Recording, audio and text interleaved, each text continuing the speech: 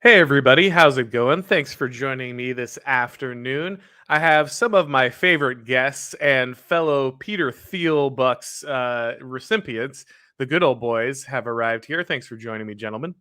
It's a pleasure. How have you guys enjoyed your access to the private jet and the wine cellar? Do you feel like you're getting all the proper benefits from your status as a critical node in the new right in Peter Thiel's empire? It's like I was telling you, the money's nice and I like riding on the jet, but the having to serve in his harem once a month, I don't know. That's rubs me the wrong way. Yeah, no, that's a rough one, but influence has its prices. Yeah. Yeah, I have strong doubts that any Anon got money. It's like these people, they throw a lot of money around. And by the way, Peter Thiel will give doesn't he have like something where like he'll give like anybody like 50 G's to drop out of high to skip college and shit And like start a business. Yeah, I think that is a thing that he does. Yeah. He ain't never gave us any money. And I suspect what happens if you do, like, you have to join one of those, is it 501 or 503, whatever, one of those organizations is like, you got to dox yourself. You can't just be Rod Serling and Macho Man Randy Savage. Your social security number's coming in at some point. Right. These guys want to know who you are. These people fund thinkers all the time. I mean, well, we can talk about that later, but yeah. All right. Well, for those who do not know, these gentlemen are, of course, the hosts of the Good Ol Boyz Podcast, which you should absolutely be listening to. All the links for their Twitter and the podcasts are below in the description. But the reason we've gathered here today is that they were one of a constellation of right-wing figures featured in an article in Vanity Fair called The New Right. Inside the New Right, where Peter Thiel is placing his big bets. And so the kind of premise of this article is that Peter Thiel is kind of funding this network of new right-wing influencers and thinkers. And it features a lot of people you guys are going to be familiar with. Of course, Curtis Yarvin is a big a big name in the piece. Amanda Milinis is another one who is heavily featured in there. And then a lot of kind of podcasts and shows that I and these gentlemen have been on. Of course, the Good Ol Boyz were mentioned by name in there. So were guys like the Fed Post. So were people like Alex Kashuda. A lot of different people that you guys probably know and follow and enjoy. And so it's a really long piece. If you haven't read it, I don't blame you. But I wanted to have these guys on to kind of get the reaction, because there's been a lot of different reactions, very, many and varied responses to this article. But let's say that the Good Ol Boyz had a very interesting experience, because I think you guys came off very well. They had my favorite description of you guys, which was Southern autodidact gamers. Yeah. What was it like to be featured and described as such? Awesome. I mean, I've seen, like, in subsequent interviews, I've never talked to this guy, but I saw in a later, he did an interview like the other day, and I don't want to I mention it too much, because it's kind of like, interacting with him, it would be kind of strange, but he told people, like, you should just listen to Good Ol Boyz. Which is funny, because like he's not like us. I think you can tell he's very liberal. I don't know much about him, but yeah, it's awesome. Now, like, okay, so what did we get out of it? And by the way, Curtis is the center of the universe, the article, and that's right. That's right. Curtis's ideas have a lot of energy to them. If you listen, our earliest episodes, we're talking about Curtis Jarvin. We're not the only people like that. I mean, he's obviously, I don't know how many years you want to go back, but there was an article written about Curtis like 4 years ago, where Curtis basically got BAP going by mentioning him in that article.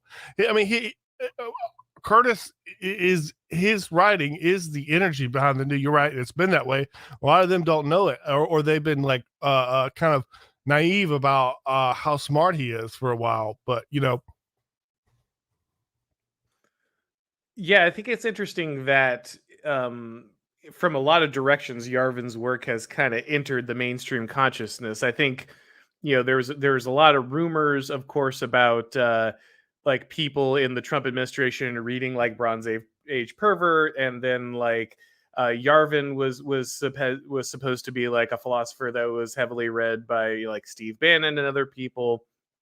And this was supposed to be like a big problem. Like you said, they were writing articles about this 4 or 5 years ago about like how dangerous Yarvin was and how he was like, this new force on the right was listening to him. But the interesting thing, and I think what a lot of people took away from this article, was the tone, right? Like, it wouldn't have surprised anyone if someone did yet another like, Yarvin is a gateway to fascism or something piece. That was not really the overriding kind of way that the reporter approached that. Were you guys surprised by kind of the tone and the approach that they took to kind of describing Yarvin and the other people in the kind of in this constellation? Hell yeah, I was surprised. Like, we've semi-jokingly referred to our podcast as a Dixie Nationalist podcast, which to the crowd that is listening, like that's funny, but the person who wrote the article definitely could have done something with that, right? Like, right. The article could have been about like, here's neo-Confederates and people who are posting green lines that are misogynist, whatever. He could have done that, but he didn't. It was well, Jeff Bezos himself weighed in on Twitter that the article did not really paint anybody as evil, which was surprising in 2022. It's just not the kind of writing that you see.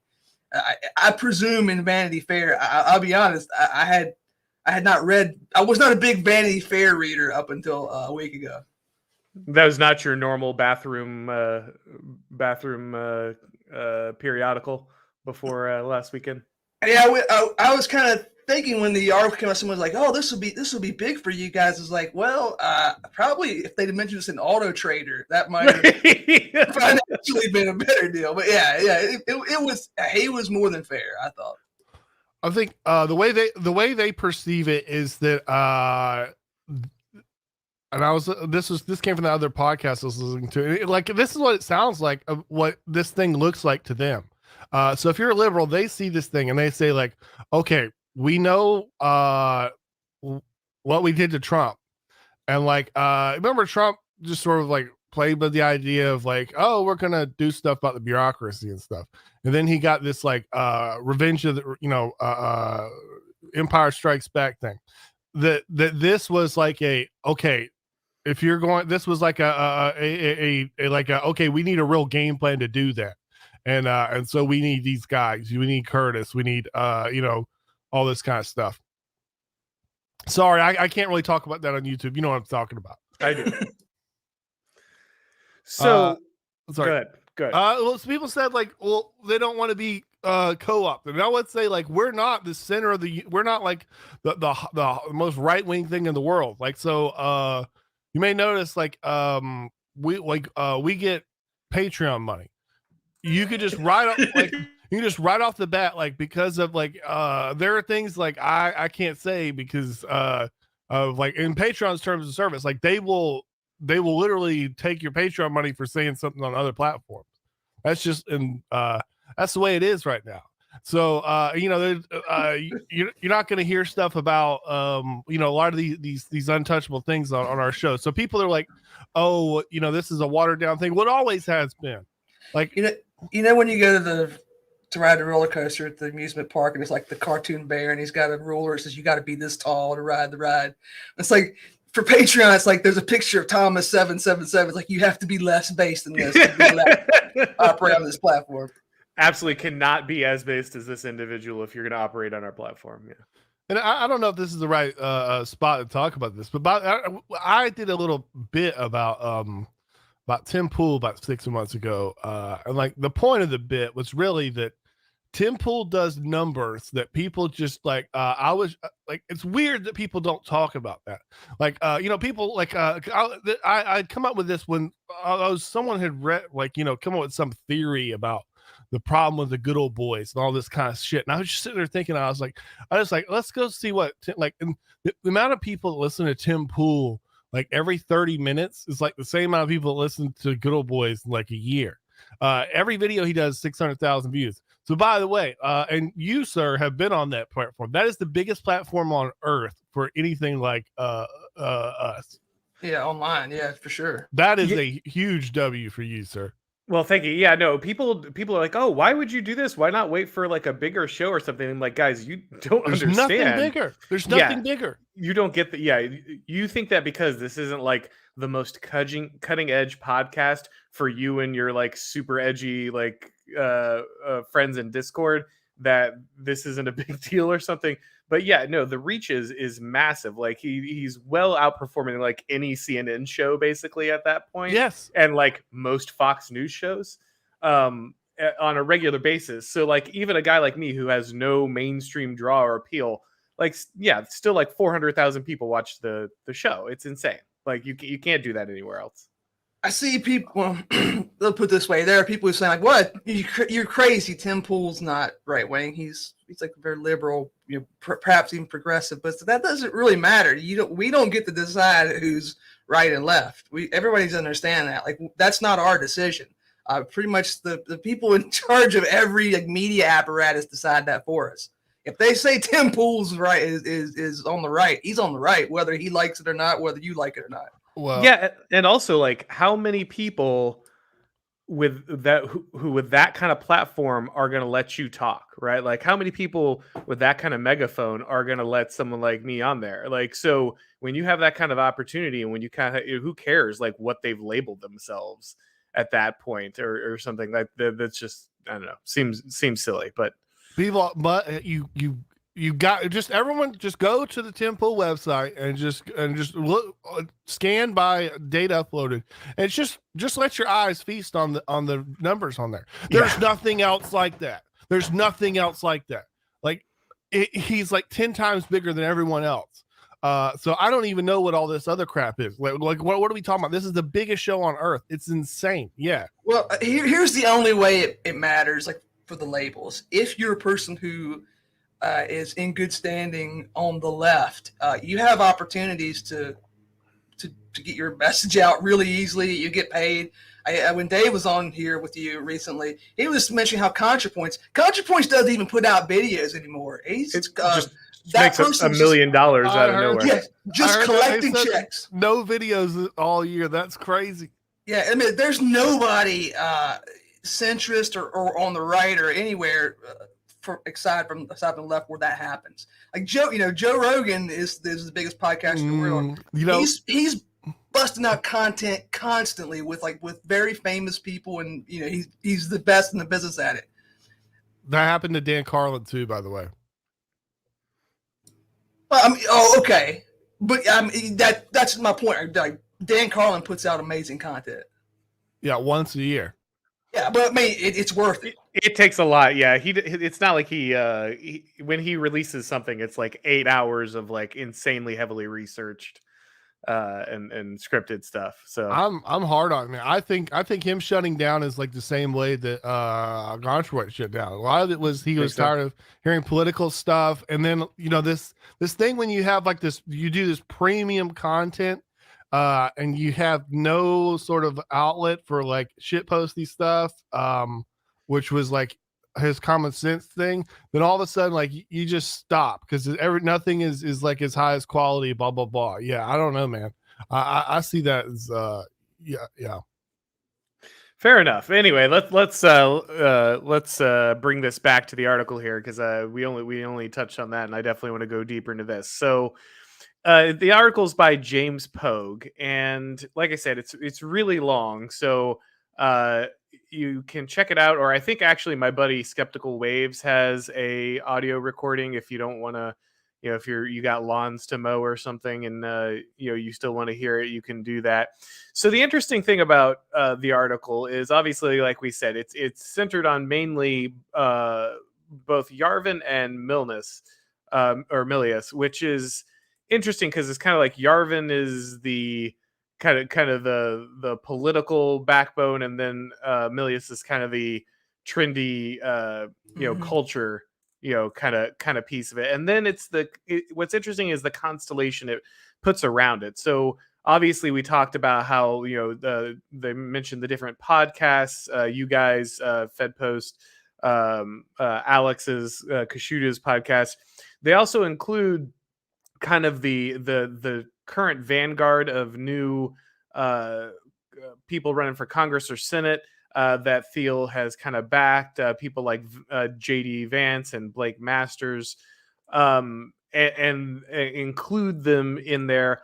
Also, there's a smattering of people kind of like a Sarab Amari and kind of the post-liberal kind of tradcath crowd, mainstream traditional Catholic crowd. And so it's a weird kind of mishmash of people in there. And then in between, he actually takes the time to explain some of the concepts, like the cathedral. He goes through and explains kind of that, and him going on Tucker Carlson and how that has popularized that significantly. What do you think about some of the people that they were touching on? Because then you also see him mention people like Dave Rubin and Jack Murphy, which was kind of awkward. Like they clearly don't fit into that milieu. What do you think about the people he was talking about and kind of how they connect? The Milius thing's interesting because in my mind, I'm guessing what they're doing there is they're worried about like liberal beliefs are like they're all about like status, right? So it's like it's fun sometimes to watch like the left, like they play these, most of the time the stuff they do doesn't involve us. They play these status games amongst each other, especially the young people. Have you seen this Hawaiian woman doing it this week? I'm not aware. So the left, sorry, good. No, she's like a little freckly white girl who's she's a Polynesian indigenous activist. Yeah. There's this Polynesian indigenous activist on Twitter this week, like started like probably like 10-12 days ago with like 800 followers, and just put on like a master class of like how you get power and status in there. So like starts out like ethnic stuff. I'm not sure about then they say like, I think I'm a they, them. I don't even know if I'm in touch with being a woman. Just one after another, boom, boom, boom. And like all the way. Now, like, why does that matter? Because like they're like scared of stuff that's cool, right? So Curtis Yarvin's probably not super cool.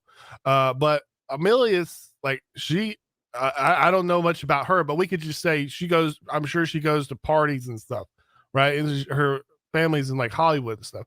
They always get weird about that because they feel like people that their friends would betray them if cool people are doing that. Yeah, I mean, her dad made one of my favorite TV shows of all time. So Rome? He made Rome. Yeah, Conan. He's that guy. Conan. Red Dawn, right? Yeah. So that's quite the pedigree.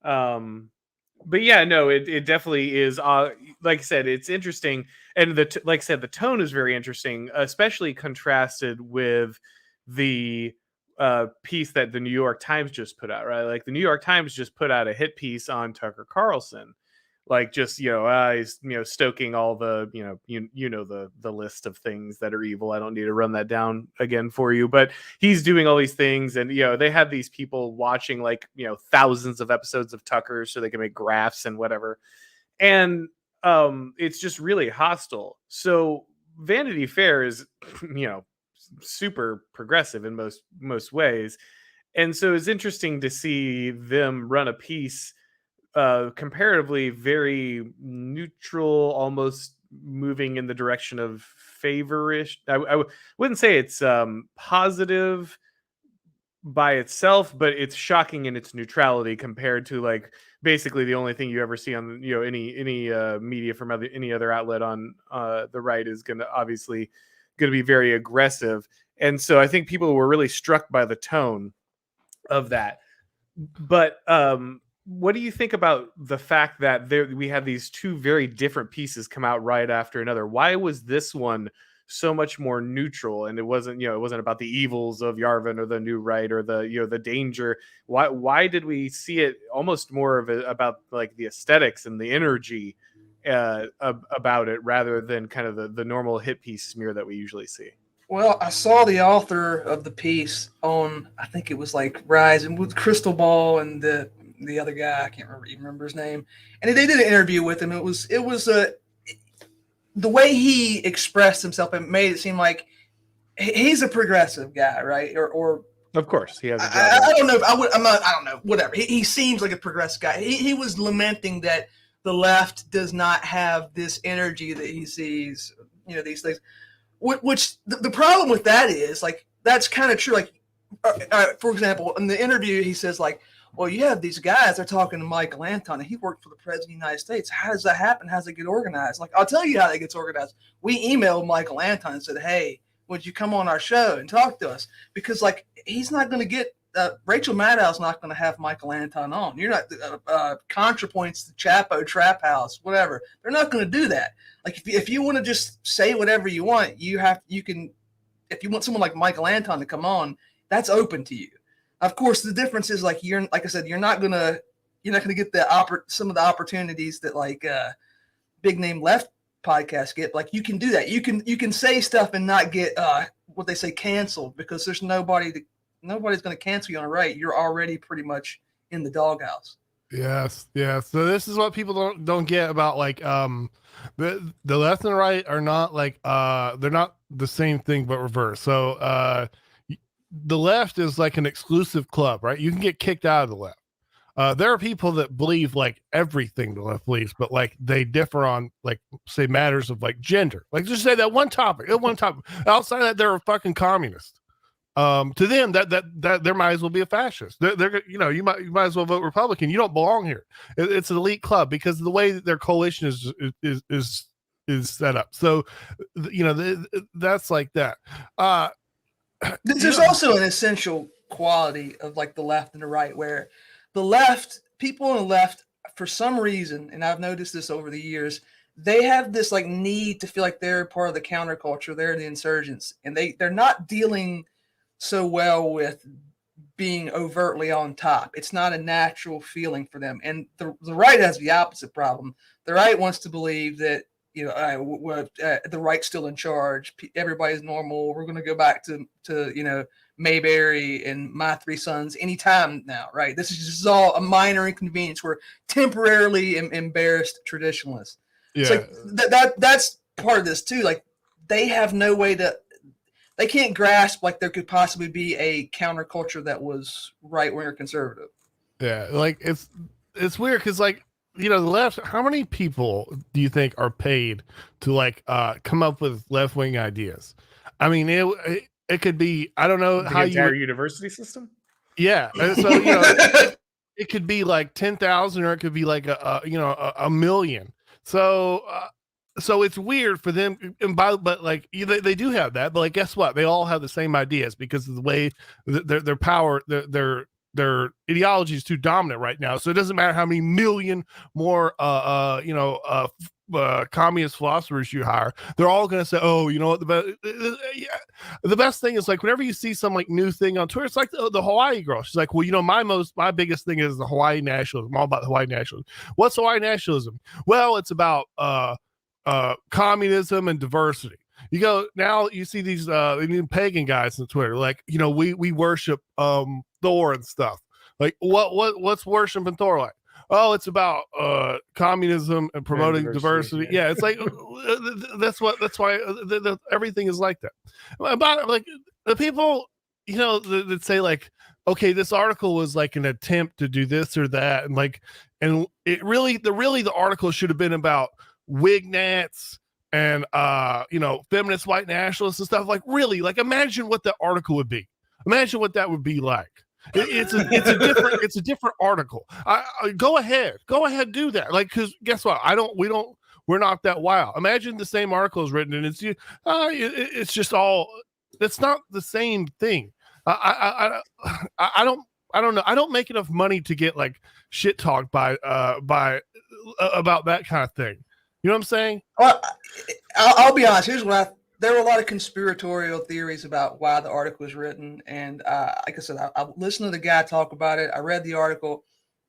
The reason I think this article was written is the same reason that we started our podcast, right? Like here's like there's space that's wide open right now because everybody's on the same page for the reasons that you outlined. You could even slightly deviate and you're going to have a message that I won't say people have never heard, but they're not likely to hear. Like Tim Pool, for example, people criticize him for being centrist, libertarian, whatever. Well, he's a lot different than the other podcasters you're going to listen to. And there's not a lot of options if you want to take a step to the right of Tim Pool. Like for reasons we mentioned already, like unless you're going to Subscribestar or Patreon or whatever, you're not going to find it. So this guy, this Vanity Fair article, like it's like you're playing baseball and you're going to put a line drive between the outfielders. There's space here to make a move, and he's probably just making it. That's what I would do if I was in that position. So I think there's a lot of interesting points there because another article came out just after from the New York Times called "The Awful Advent of Reactionary Chic." And my response to this was, on Twitter was they're starting to suspect that they've lost the mandate of heaven and the panic is setting in. And so I think you're right, Maarek, that, if they've noticed, if some of these people who are up and coming and they're building a career look around and they've been sold this idea that they're the counterculture and they're pushing it back. And, of course, there's plenty of people who are true believers and they're willing to wage jihad on like the chuds, even if they know they're like completely in power and they're just willing to crush them for fun and profit.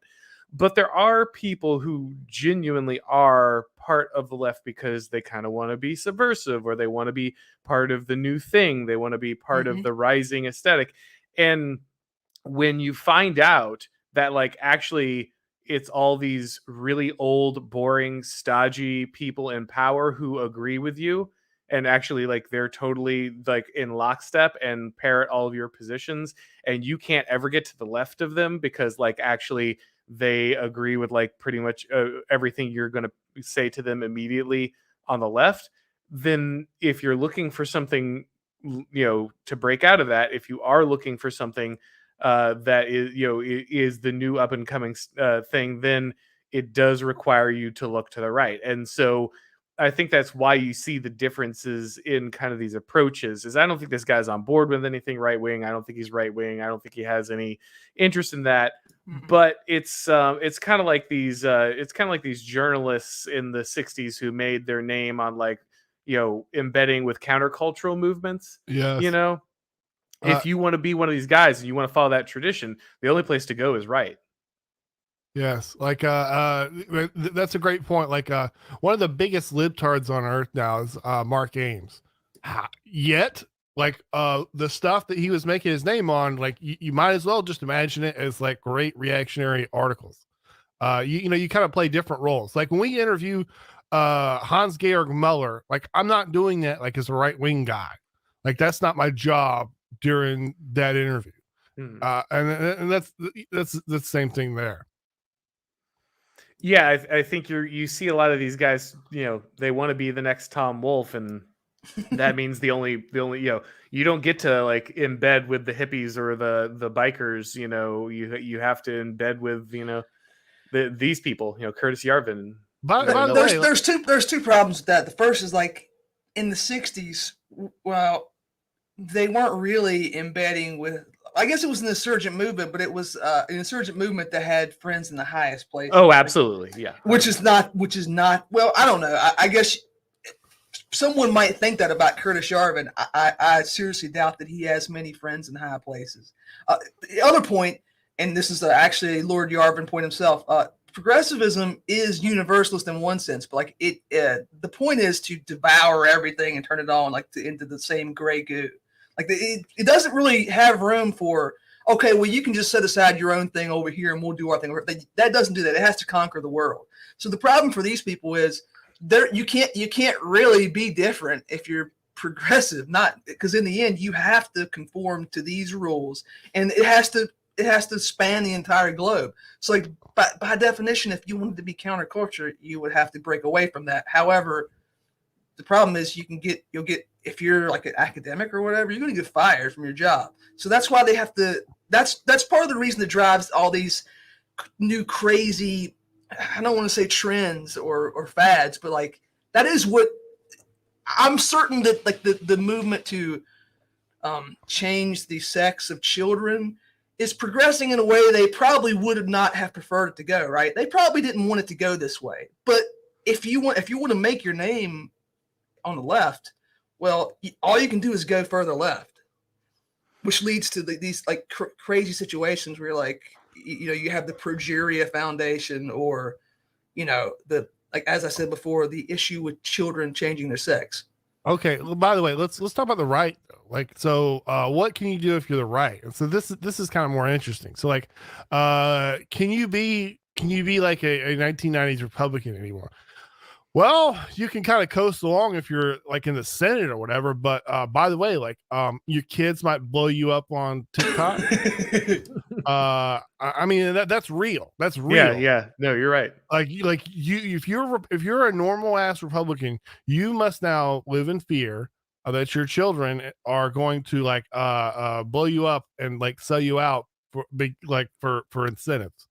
And so this is why you have like there are people like Richard Hanania, who is like, I don't care what people think about him. Like the right needs to digest what he has to say about civil rights. You have to. That dude is sprinting towards writing for Vidaire faster than any human I have ever seen in my life. Like that guy is on the Steve Saylor like bullet train. Like sorry. Yeah. And like guess what? Like almost anyone that has a kid that's like going to be competing for college is going to be on that same train. Yeah. They're going to have the exact same concerns. Like it's very true. And so, that's very important. This is why these ideas are. I mean, it's not. I don't even know why you call them ideas. Like we're running. The left runs out when the left runs out of straws, they get crazy, and we have to kind of react to that. So the next thing I want to talk about a little bit has been the reaction of the people who have been in here. And I don't want to get super specific, but mainly there's been a very diverse crowd who was kind of roped into this thing. And I've noticed that a large amount of them have reacted by punching right. And I don't just mean like the obvious people here, like obviously, various members of the Fed Post had different levels of reaction to this, but also like I noticed that Amari was on Twitter, like talking about how NRX is like, is useless because it's not like in a classic philosophical tradition or whatever. So like there's been, I know. I managed to keep myself from going anyway. So it's very interesting that a number of different people who are mentioned in the new right seem kind of uncomfortable with who they are next to. Now, I think it speaks a little bit to Maarek's point earlier, where you don't get to make that choice at this point, like sitting around and trying to be really fastidious about your proper labeling or lack thereof at the moment. That's cute, but like you don't really get that option. But what do you think about this? Like, is there any hope for this actually being a thing? Is the reason that we got that reaction because like the writer just didn't know like who was on what team? Or is there a real problem of like basically like these people can't and won't hang together? They're always going to end up like fleeing the label of right wing. Well, all those other people aside, like Sohrab Ahmari is by no means any of our friends. Like obviously not. This guy goes on Twitter constantly. He converted to Catholicism like I don't know a minute ago and immediately post tweets about how like actually wokeness is inherently Protestant and like we're heretics, right? Like he's not our friend at all. So he's I don't know if putting him in the article was correct or not, but yeah, I don't give a shit what that guy says. Like the other people, I understand. Like there were people who were upset with the idea that maybe the implication they took Peter Thiel money when they didn't, which I would understand if you didn't get money and people said you did. That's kind of annoying. Or people who they didn't picture themselves in that political position and they were kind of forced into it. But as we said like 3 times already, too bad. That's them's the breaks. You don't get to decide. Yeah. Oh God, I gotta turn on the comments. Some guy says, I thought Richard Hanania was a lib professor. Yes. There is no white nationalist guy that does whatever he's doing. I'm like, I don't know what to tell you. Like, oh my God, I gotta stop like that. But okay, so yeah. He's super liberal. He took the vaccine. He's Jewish. He's like he's not invited to the cookout, right? But there's no one else doing what he's doing. What he's doing is super important, and like you didn't understand what he's saying. If you don't, I mean, if you care about the law aspect, right? And Jack Murphy, that Douglas guy, you know. Also, I'm not trying to cut like a diss track. Like the Coomers aren't your friends either. Like the people who are just like, we're libertarians, we just want to be free to have sex with the door. Like they're not your friends. Well, because I mean, you remember in the war there's a concept called co-belligerence, where it's like you're fighting the same people, but you ain't really on the same team, and they're definitely not on the same team because they hate everything that we want to create or recreate. They despise it. A quorum is still needed. I'm not saying turn on those people. It's like just understand they are not in it for the same reasons that you are. Well, and we've seen this over and over again, right? This happens all the time. You get these guys, Douglas Murray or Dave Rubin or Bill Maher, and it's like, oh, they're on the right, they're on the right now. They're blah blah blah blah. And at the end of the day, like the Brett Weinsteins, whatever, like the minute they have to actually choose, like the minute there's a real time of choosing, the first thing they say is like, oh, well, actually, the thing I'm really worried about is the right wing. And so it's one of those things where like, it's great if they're moving in a direction that allows you to like explore grounds. I guess the things that people don't understand is like, not every person you talk to, you're not talking to them for them. You're talking to them for their audience. Like, and that's a thing that I think is really hard for a lot of right-wing people is they're like, oh, well, how could you talk to this person? Or how could you like, this person is introducing a lot of people who would never talk to you, who would never interact with you, who would never take you seriously. They are introducing you to their ideas. Why are they doing that? Who cares, right? Like, don't like, don't plan on them, going to bat for you. Like, don't fool yourself into thinking that they're your friends. But that doesn't mean you also just like, completely dump the opportunity out the window because like they don't do the right, they don't know the passwords or whatever, Yes, the Hanania versus Murphy is a great example of like what your relationship politically is to people. So like my relationship to Richard Hanania is not like I need like a lifestyle guru or someone to go to church with him or you know what I'm saying? Whereas like Jack Murphy, that's what he was. People like, well, this guy's going to show me how to be a real man stuff.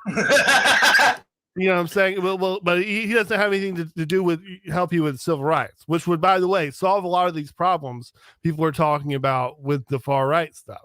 A lot of those problems, they come out of things to do with civil rights. And so people that, and no one else is talking about it except him. Yeah, the what's the book? Why can't I suddenly not Caldwell.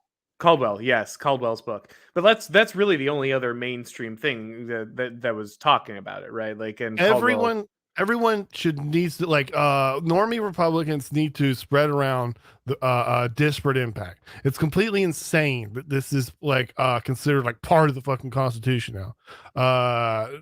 This is like the most insane, like this, like, and they're so mealy-mouthed whenever it comes up in the court. They're like, oh well, yeah, we kind of believe in that. Disparate impact is literally the Harrison Bergeron policy. That's what it is. And they use this, and it's totally insane, and more people should talk about it. All right, so I think we've covered most of the article. Maarek had brought up another thing that happened this week that I wanted to get to. You guys are probably the perfect people to talk to about it. So we have what is functionally an official ministry of truth in the United States now. Oh Mhm. man. Um, Ugh. yeah, which is amazing because, of course, not only is that like, obviously like wildly unconstitutional and wildly immoral, but also like the thing that a lot of people have been focusing on is the person they put in charge to run it, who is like this cartoon of a progressive white woman, like just like she sings like show tunes about to like the songs from Mary Poppins about how you need to crush anyone who doesn't believe in progressive ideology. And like this cartoon character is now like in charge of a department that wields a large amount of firearms and apparently can possibly punish you for wrongthink. um and the response from Republicans have been like, this is bad, like that's it, like that's all we're saying. I think Oh I saw a man. few people being like, well, we might defund this. Like, what is going on, guys? 30 You know- seconds after the story came out, I just saw it. I just exploded. I said like I said F you, blah blah blah. And like and why is that? And immediately afterwards I had Maarek and Fredo checked me on this. I was like, am I off base here? And then I saw Tucker had like the exact same reaction. Okay, what's the difference with this and other things? Okay, there's 1,000 like little these like councils and like essentially like shit, the SP, the safety boards and stuff. The difference is this is under the DHS. They're given like these psycho SJWs and shit access to guns, choppers, like real killers. Like if you're in the DHS, like you can pick up a phone and they'll have like some real badass guys. Like they'll kick in doors. They'll do shit for you. They'll like, this is insane. You don't do this shit. You like we get it. Like it's okay to play politics and you fill up these bureaucracies for your people. You don't put them in the DHS. This is insane. Well, I had a conversation with a neighbor yesterday, and the neighbor asked me, "Do you think these people are doing like all the problems that we're having, like inflation, gas prices, potential food shortage? Like, do you think they're doing this on purpose?" And I said, like, well, I don't know. Like, it could be, and it could not be on purpose because, like, look at this person. So, like, they're setting up a ministry of truth. Like, this is could potentially be a very important thing for them because they said oh, don't worry, it's a limited purview, but one of the purviews is like election misinformation, which with the DHS that could mean anything. That could mean they could be stopping counts. They could be in charge of drop boxes. You have no idea. But the point was, who did they put in charge of this? This goofy ass Harry Potter person who's like, you can tell she's like just some kind of grad school reject idiot. And like, you wouldn't put this person, if you were a serious like evil regime, you wouldn't put this person in charge of this project. This is the kind of person smart. This is the kind of person who used to manage a Sears, and now like, don't say what do you mean you don't know? No, I see this person as like elite form of technology. But you see, I don't know, you see, you know that their credentials, right? So like they were basically, explain what you mean by social technology. Okay, so well, first off, let's just say so like because there was a lot of, they found video of her saying she was thinking about becoming a yoga instructor or something, which was, the implication was like, this is just some like, random side chick like Kamala or something. They try to give a job. Okay. That's not, she came out of Georgetown's like foreign service school, whatever. Okay. Now, okay. So like what is she doing that's like high tech? Well, okay. This is like Jen Psaki 2.0. This is like the swearing but never violating the terms. This is like the passive aggression. This is a strength of weakness. This is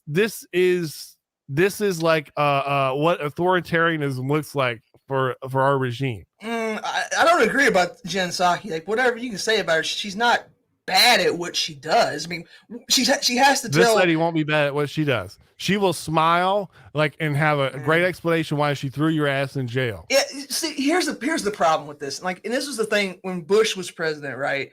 And there were a lot of people, ironically, on the left who were thought that maybe he had early onset Alzheimer's. He was not competent to be in the position, which is funny considering who's president now. But anyway, they would speculate, is this guy really an idiot or is he faking it, whatever? Well, in the end, they said it didn't matter because he's not actually running things. You have the vice president, you have all these the permanent bureaucracy, and they're really running things. They're people who are super competent. And people do this about their enemies. They assume that they're all super competent. Well, maybe they're all people like her. Okay. Let me try this then. And they're all idiots, and they're not gonna. They couldn't run. They couldn't run a department store, much less the Department of Homeland Security. Let's say this. If in terms of I bet if you took her to some random bureaucracy in the middle of nowhere, or some drama club or something, she'd be running it in 2 weeks. However, that sort of inter elite competition, or just approval of your peers, or just this sort of, I don't know what we call it, this kind of competition, the kind of this they have words for it because it's a heavy part of being a liberal. It's the box checking, the getting the grants, and everything with the liberals is applying to these and appealing to these huge institutions. You know what I'm talking about? And so but being good at that doesn't mean you'd be awesome to run a police task force, which this will be. I would agree with that. Well, okay, sorry, go ahead, your show. I was gonna say, let me try to bridge this gap then here, because I think I get where beef is coming at. So Mark and I are looking at this appointee, and we're saying she couldn't build an interstate highway, and of course she can't, right?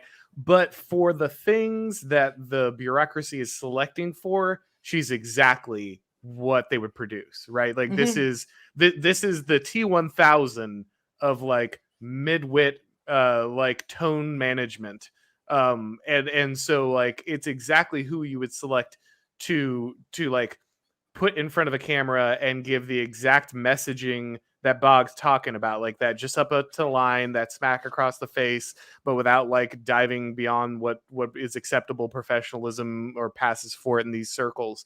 And so she is a heat-seeking missile for these particular selection criteria, which we reject inherently because we're well, this doesn't build anything, and it's of course it doesn't. That's not what it's there for. I think maybe might be where Bog is going with that, if I got that right.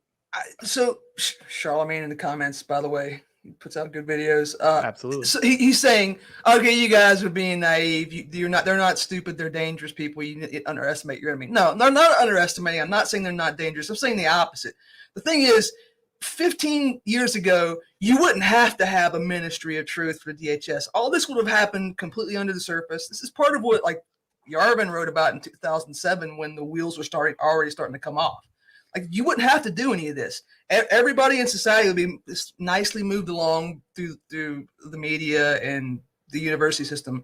However, for whatever reason, that ain't quite cutting it anymore. So these people are now having to go to more drastic measures. And you're right. This doesn't make them less dangerous, it makes them more dangerous. The next step from this is someone hitting you in the head with a truncheon, right? We're getting we're reaching the point where their soft power is becoming harder and harder, which is it's bad for them from a longevity perspective. But if you're one of the people that they're aiming the power at, well, if the ATF comes to your house and shoots your dog and put you in handcuffs, yeah, the regime might be weaker, but you're not going to be happy about that. Yeah, we're not underestimating the enemy. We're just being realistic about where their strategies are going. Well, and this is one of my favorite Nick Land quotes, right? He says, the only reason we can perceive the cathedral at all is that it's dying. If it's a mind control device, and it's working perfectly, it's seamless. You wouldn't see it, right? The only reason that you notice it, that it's there, is that it's not doing its job correctly. The matrix is glitching, to take us into the red pill analogy. And so as they rely more and more on brute force propaganda tactics and less on finesse, yes, it's because they're clownish and buffoonish and they're losing that ability to finesse that because they used to be highly competent in that area and they no longer are. but that doesn't make them any less physically dangerous. Like they still have all the like most dangerous people with weapons, as you pointed out. And so yeah, it's dangerous to pretend like these clowns can't gulag you. Like they might be wearing clown shoes, but they'll march you there just the same. Yeah, I mean, it is. I think this is a big story. I mean, yes, I think these kinds of things are going to happen. Doesn't mean we should celebrate them. But it's important to meditate on like what's important in the story, and that is, this is a huge escalation. And like when I first saw, I was like, where the hell did this come from? This is crazy. You don't do things like this. And now that, I had time to think about it, I thought about, the in-between point, because before the FBI and the CIA and all these people, they would never sort of like play like they were like this. Then the in-between point is that there was that amazing CIA recruitment commercial where it's all woke, but the more important thing is that the recruits, like they were talking about like why they joined the FBI or the CIA, I can't remember what. And they just listed off a huge amount of like grievances against the general population. They're like, I'm gay. They didn't treat me right for that. They didn't do this and then that. And now I'm an effing cop. and like that was the first one I was like, really? Well, okay. Well, I guess they must have hired some marketing agency to do that. I was kind of weird, but okay. Now like this is just one of these, like everyone knows every one of these super politicized institutions, and like there is a difference between the like, because people say, well, all the institutions were like, all these cops were like the FBI was like that anyway.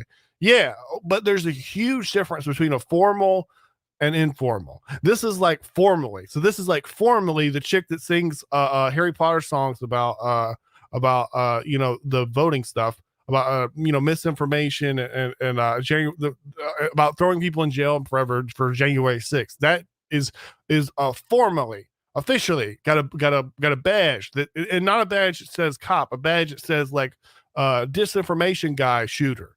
Like this is a huge difference. Well, I like the point you brought up there is how often now the emphasis is on those things that these people hate about the general population, because that's just bioleninism, right? Like that's just manifesting that and now formalizing it. Like, what is your mission?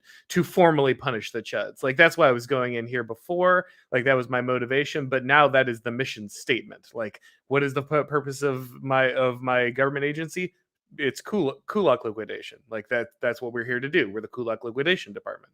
And they're the old PR relation that these secret police has had with the public, and they approve movies like this, and they were the phrase was the good shepherd, and the idea was that these were basic, like at the top of these things were these old WASP families and stuff that weren't necessarily motivated by money, but they were just wanted to keep things going well. But it was the good shepherd. It's the guy with the glasses and the earpiece in the background. He's keeping you safe, which is the good shepherd is like the most opposite version of this.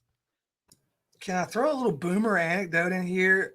I saw on one of those streaming services, like they brought back Law and Order, the TV show, right? The show started in like 1990, right? It's an old show. It canceled it for a while. They brought it back. I was like, wow, really? I just kind of watched it almost to see how bad it would be in 2022, right? And like within the first 5 minutes of the show, like one of the police officers is a African-American fellow, and he's like, oh yeah, for one time the police actually care about a black man being shot. And I'm like, motherfucker, sir, you are a cop in the show. And like in the show, he's like, yeah, I'm glad they have all these cameras pointing at us to keep us accountable. And it was like, that's not what they said on Law and Order in 2000, right? It's like the cops were the good guys on that show, even in their own like universe where the people who work for the government, like it's like they're on board with this, and it's like I don't know. So the black cop is like he's anti-cop. Yes. Somebody shoot me, help me get me out of this. Yeah. Well, the minute we were through the looking glass is when they cast like Ice-T as a police officer, right? Yeah, but even he in that show, I don't know. I watched the show like the last time it was like the year 2005 or whatever. But like he was like, yeah, I'm here to stop somebody from molesting people. He wasn't saying I don't think he was saying anti-cop show stuff on the show at the time. Like now, Yeah, it's fair just enough. explicitly straight out the gate. Hey, yeah, by the way, I'm a police officer. We suck. You should probably, report us and sue the city. It's a very strange. Well, I guess it's not strange once you understand the reasoning behind it, but it doesn't quite feel right. Actually, are either of you guys Star Trek guys? Are you Star Trek guys at all? I don't know. I like the first one and the second one. Yeah. So I obviously have not watched Star Trek in a number of years because they've been so cartoonishly woke. But what's interesting is, of course, these things have been disasters commercially, and so I just saw an article today about how they're bringing back. They're going to do a new, they're doing like 1 million Star Trek spinoffs now because they can produce them for nickels somewhere in Canada. I don't know, but they're doing one with like one of Gene Roddenberry's descendants at the helm, and they're like, I'm bringing this back to the optimism of the '60s show. Like I'm returning back to the optimism of like the original show and Really? the next generation. That was their statement. It's basically, we're like, they couldn't say this out loud, but basically like, we're getting rid of the woke stuff and we're just gonna like do old Star Trek that you like.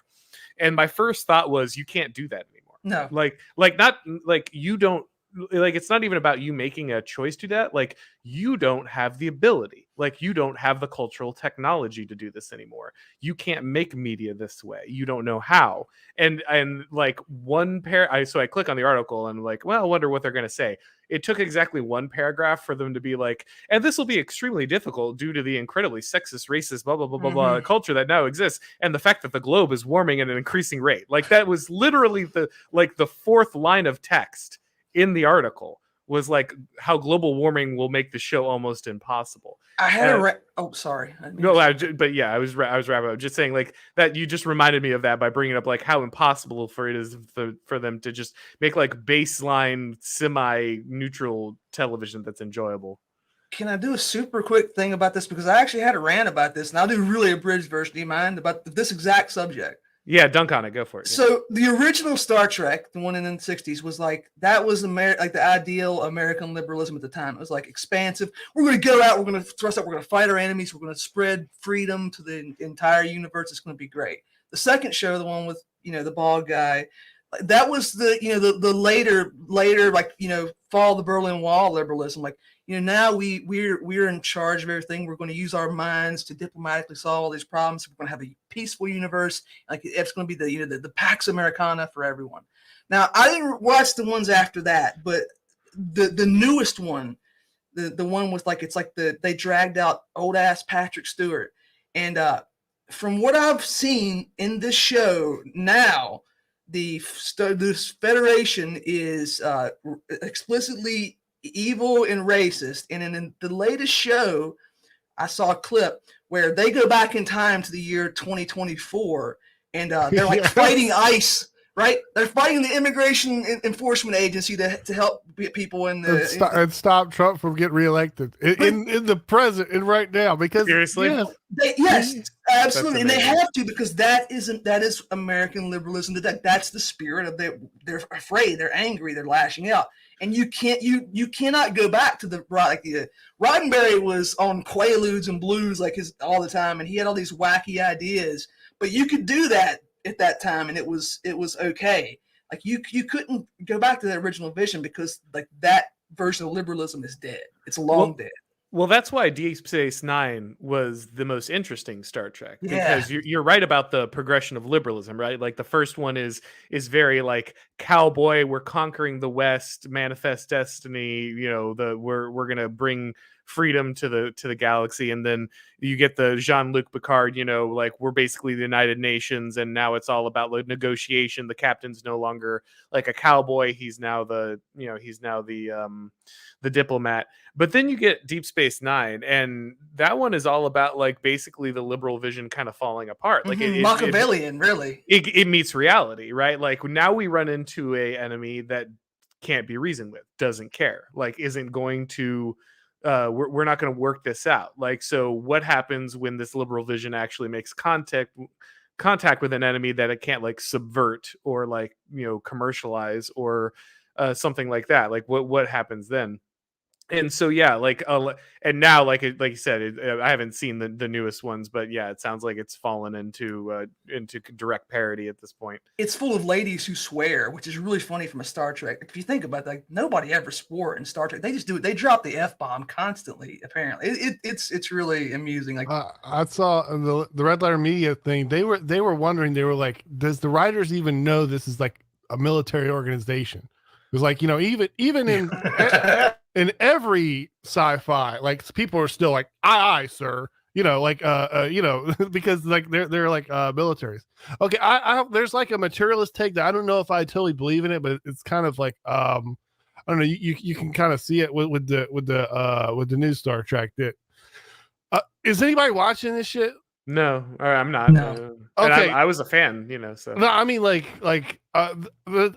don't think they're getting many viewers, but they're not objectively. They're not. Well, it doesn't matter because they've put it on services where it doesn't matter. I think the like the business design of the new Star Trek just matches like the left's like business model now.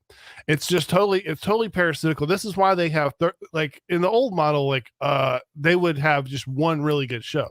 Now they have like at least 10, which is just insane. That's totally insane. There's not 10 like anything. But anyway, so they have like there's like 10 shows, and like think about how many people are get jobs in this shit. And so you just have like these 10 shows that are all like parasitical. All these people are drawing a check. Everybody, every producer's friend and girlfriends and stuff, they all get you on the show, get you on the other show. We're gonna have another one. And there's no like profit issue because it's all on streaming service. There's like, what we tell you? Like it doesn't, there's no like ratings thing because I don't think people are watching Netflix to watch like Marvel movies and like old 90s stuff. They can just produce. Well, I mean, I guess with their stock price, they can't do it forever, but they can do it for a long time. They can produce this crap that nobody wants to watch, and that's kind of that's the theme, right? You're just stripping out the copper wire of the past and running on the fumes. Well, it is parasitical. This is like a depressing material take on this. Is that like? Okay, so I don't know if you guys know about D&D. Yeah. So D&D's like new model, like they're running the same issues. Like they just really can't do D&D anymore. So like different, like there's different game, like Call of Cthulhu games, like the base, like I don't know what you call it. Game mechanic is like sanity, I think, right? Yeah. So sanity has to be an issue. Okay, so D&D. Going back all time, like one of the base mechanic is alignment. So and like you don't have to do games like this way, but this game, things are either evil or they're good or they're chaotic or they're lawful. Well, like you can't do that in this new version of progressivism, and like so. It's just going to self-destruct. No one's going to buy it. So what's going to happen is that the old product is going to be basically taken over and turned into like a parasitical thing where a bunch of like useless people will get paychecks on it. The creative people will be driven to create the next D&D, which probably 30 years down the road, the same thing will happen to it. There's like just this parasitical system that just it affects everything. Well, the problem is they're getting so crazy about it that they're making it harder for people to create new things for them to draft off of. Like eventually, if this example, the Ministry of Truth. Well, if you're not allowed to make Red Dawn, you can't really make the progressive version of Red Dawn, right? You can't sell that on Netflix because it never happens in the first place because you have too many witch hunters and not enough witches. Yeah, I guess because I'm not doing well emphasizing this point, but the point with the parasitical thing is that once you reach a point with any of these products where it doesn't really need, like, the thing that gets them on people's radar isn't that they're good or whatever.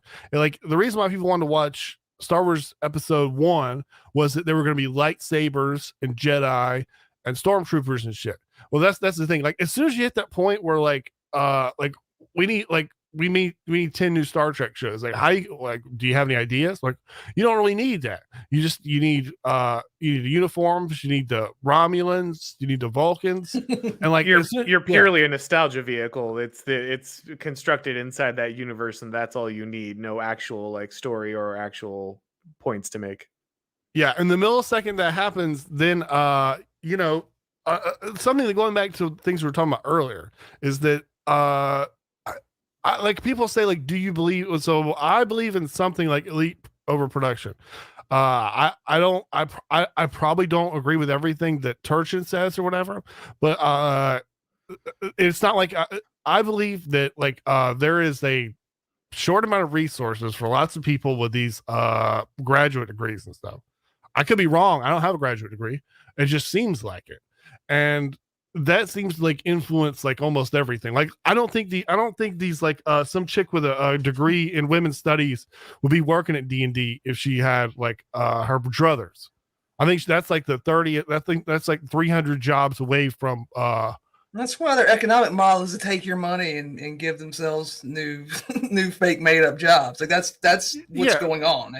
Remember Gamergate, right? These people would show up and be like, "Hey, I'm going to work here at the gaming magazine," and the gamers were like, "Well, you clearly don't know how to play games and stuff." It's like, well, how did this guy end up here? You know what I mean? How did this like woke progressive guy end up here? Is this like something he dreamed about? Most likely not. Most likely, there's no more like, they all want to be like philosophy professors and stuff. So it's funny that you say that, because one of the things I noticed, do you guys remember G4? You guys remember that channel? Like, it was the video game dedicated channel. So interesting thing about G4 is when it fell apart, when it kind of came apart. Who was that beautiful woman? Right? Oh yeah. Yes. Yeah. She was Tom Brady's girlfriend or something, right? I don't know. Remember. She was some football player's girlfriend, Aaron Rodgers, somebody. Anyway, point is, when that channel came apart, like when it completely came off its wheels, I noticed that like a number of its hosts like actually said kind of exactly what Bog Beef is saying here now. Like, they all were like, well, I never really wanted to talk about video games. Like, I never really cared about which is funny, because like this is what everyone accused them of, and they all said, no, of course not. Like, I've been a gamer, I've been a nerd my whole life. This is what my life's about. How could you dare accuse me? And then like as soon as the channel was over, like when they were all scrambling to like figure out where their next sinecure was going to come from, like they all were talking about like, well, I never really was interested in this, and I never saw myself in this. And what's even better about that is like, after this came apart, like they eventually like put it back together, right? Like they tried to relaunch it, and the people like multiple people who gave like these speeches about how they were never really interested in video games, and they never really wanted to be on this channel, and they never really had literally went right back to it, like as soon as it was available. So like I think you're hitting that dead on the on the nail there, because like not only are these people like doing jobs they think are well beneath them that like other people would like murder to get, but like they're so useless and can't get anything else, that the minute that job gets reconstituted, even though they like publicly talked about how it was beneath them and they should have never done it, immediately return back to it as soon as possible, right?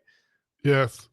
Yes. And you feel bad. I don't feel bad for him, but no, not at all. One of the things I've embraced in the article that we were named as is gamers. And I embrace the gamers. And one of the things that they like that you see with this is like these women will end up in these things, and they will immediately start talking about like they'll say incels.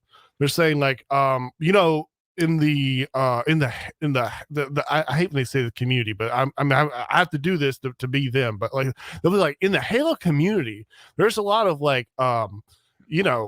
guys that like they're like 16, 17, they like dirty jokes, and they're not incredibly great with women, and like we gotta do something about this. Like they're all in this gaming community. It's like, well, yeah, like of course they are. Like, where the hell do you think they would be? But and like, yeah, it's a matchup. If these women had done better, they would be. There's like a hierarchy of the jobs.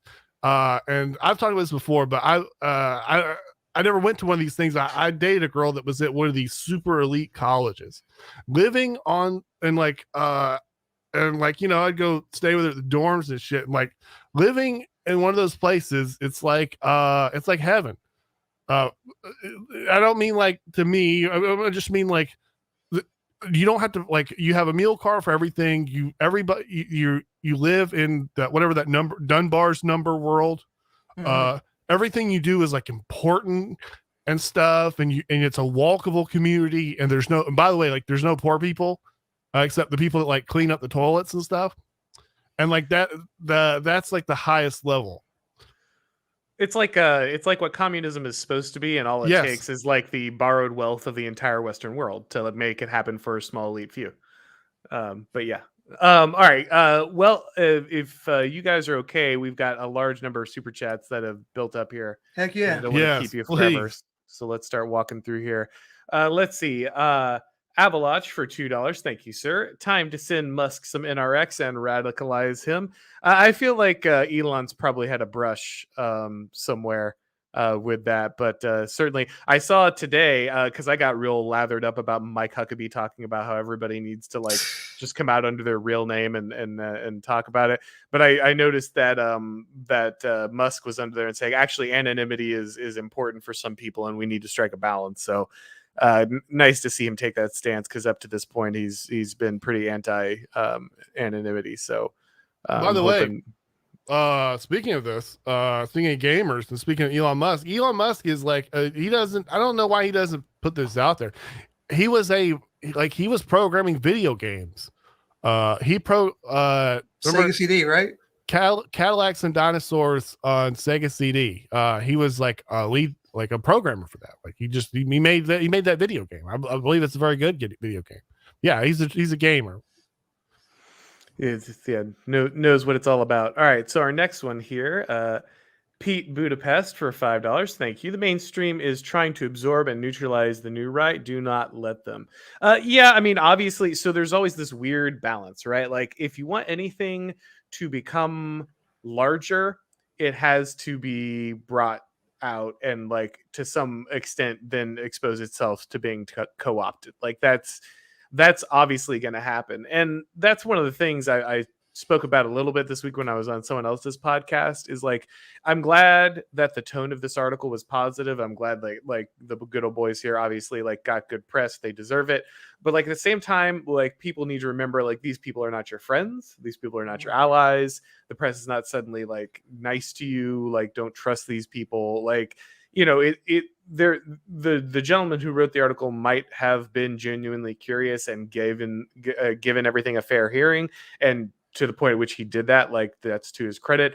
But like at the same time, don't also, like, very importantly for people out there, I'm not talking to the Good Ol Boyz here, they know better, but like don't let these people define you. Like don't let these people draw the lines of like what this movement or whatever it's supposed to be is. Like it's that's a dangerous thing. Like once the media gets to define your box and decide who's in and out of it, then they get to do all kinds of terrible things to you. So just something to remember for people out there who are excited about like a good article about this. Like it's good, it's a good sign, but at the same time, like don't get confused about who the media is. If you're actually being co-opted, you're I'm not saying you're winning, but you're doing good, because like you can always just take another step away and say, okay, that's cool. I'm glad you like that. Here's more where that came from. Like, yeah, like you can say Roosevelt co-opted Huey Long, but it's not like he just did that. They had to shoot him too, because if they hadn't, he would have kept going. So I mean, it's not the worst thing in the world if they start stealing your ideas, because you can just, like I said, take another step away and produce some new ones. We've seen it work in the other direction for many, many years. Yeah, I have people like come on and they'll be like, "Oh, can you believe this person like, took your quote, or like, is tweeting out like they ripped you off there." I'm like, "Good." That was the point, guys. Like I'm never going to have a 400,000 follower blue check account. Like it's not going to happen. So that's what the ideas are for. Like let them take the meme, let them take the ideas. Nice when they hand out credit, appreciate it, but at the same time, like if this stuff is going to get into to different places that are important, then some level of idea circulation is going to happen.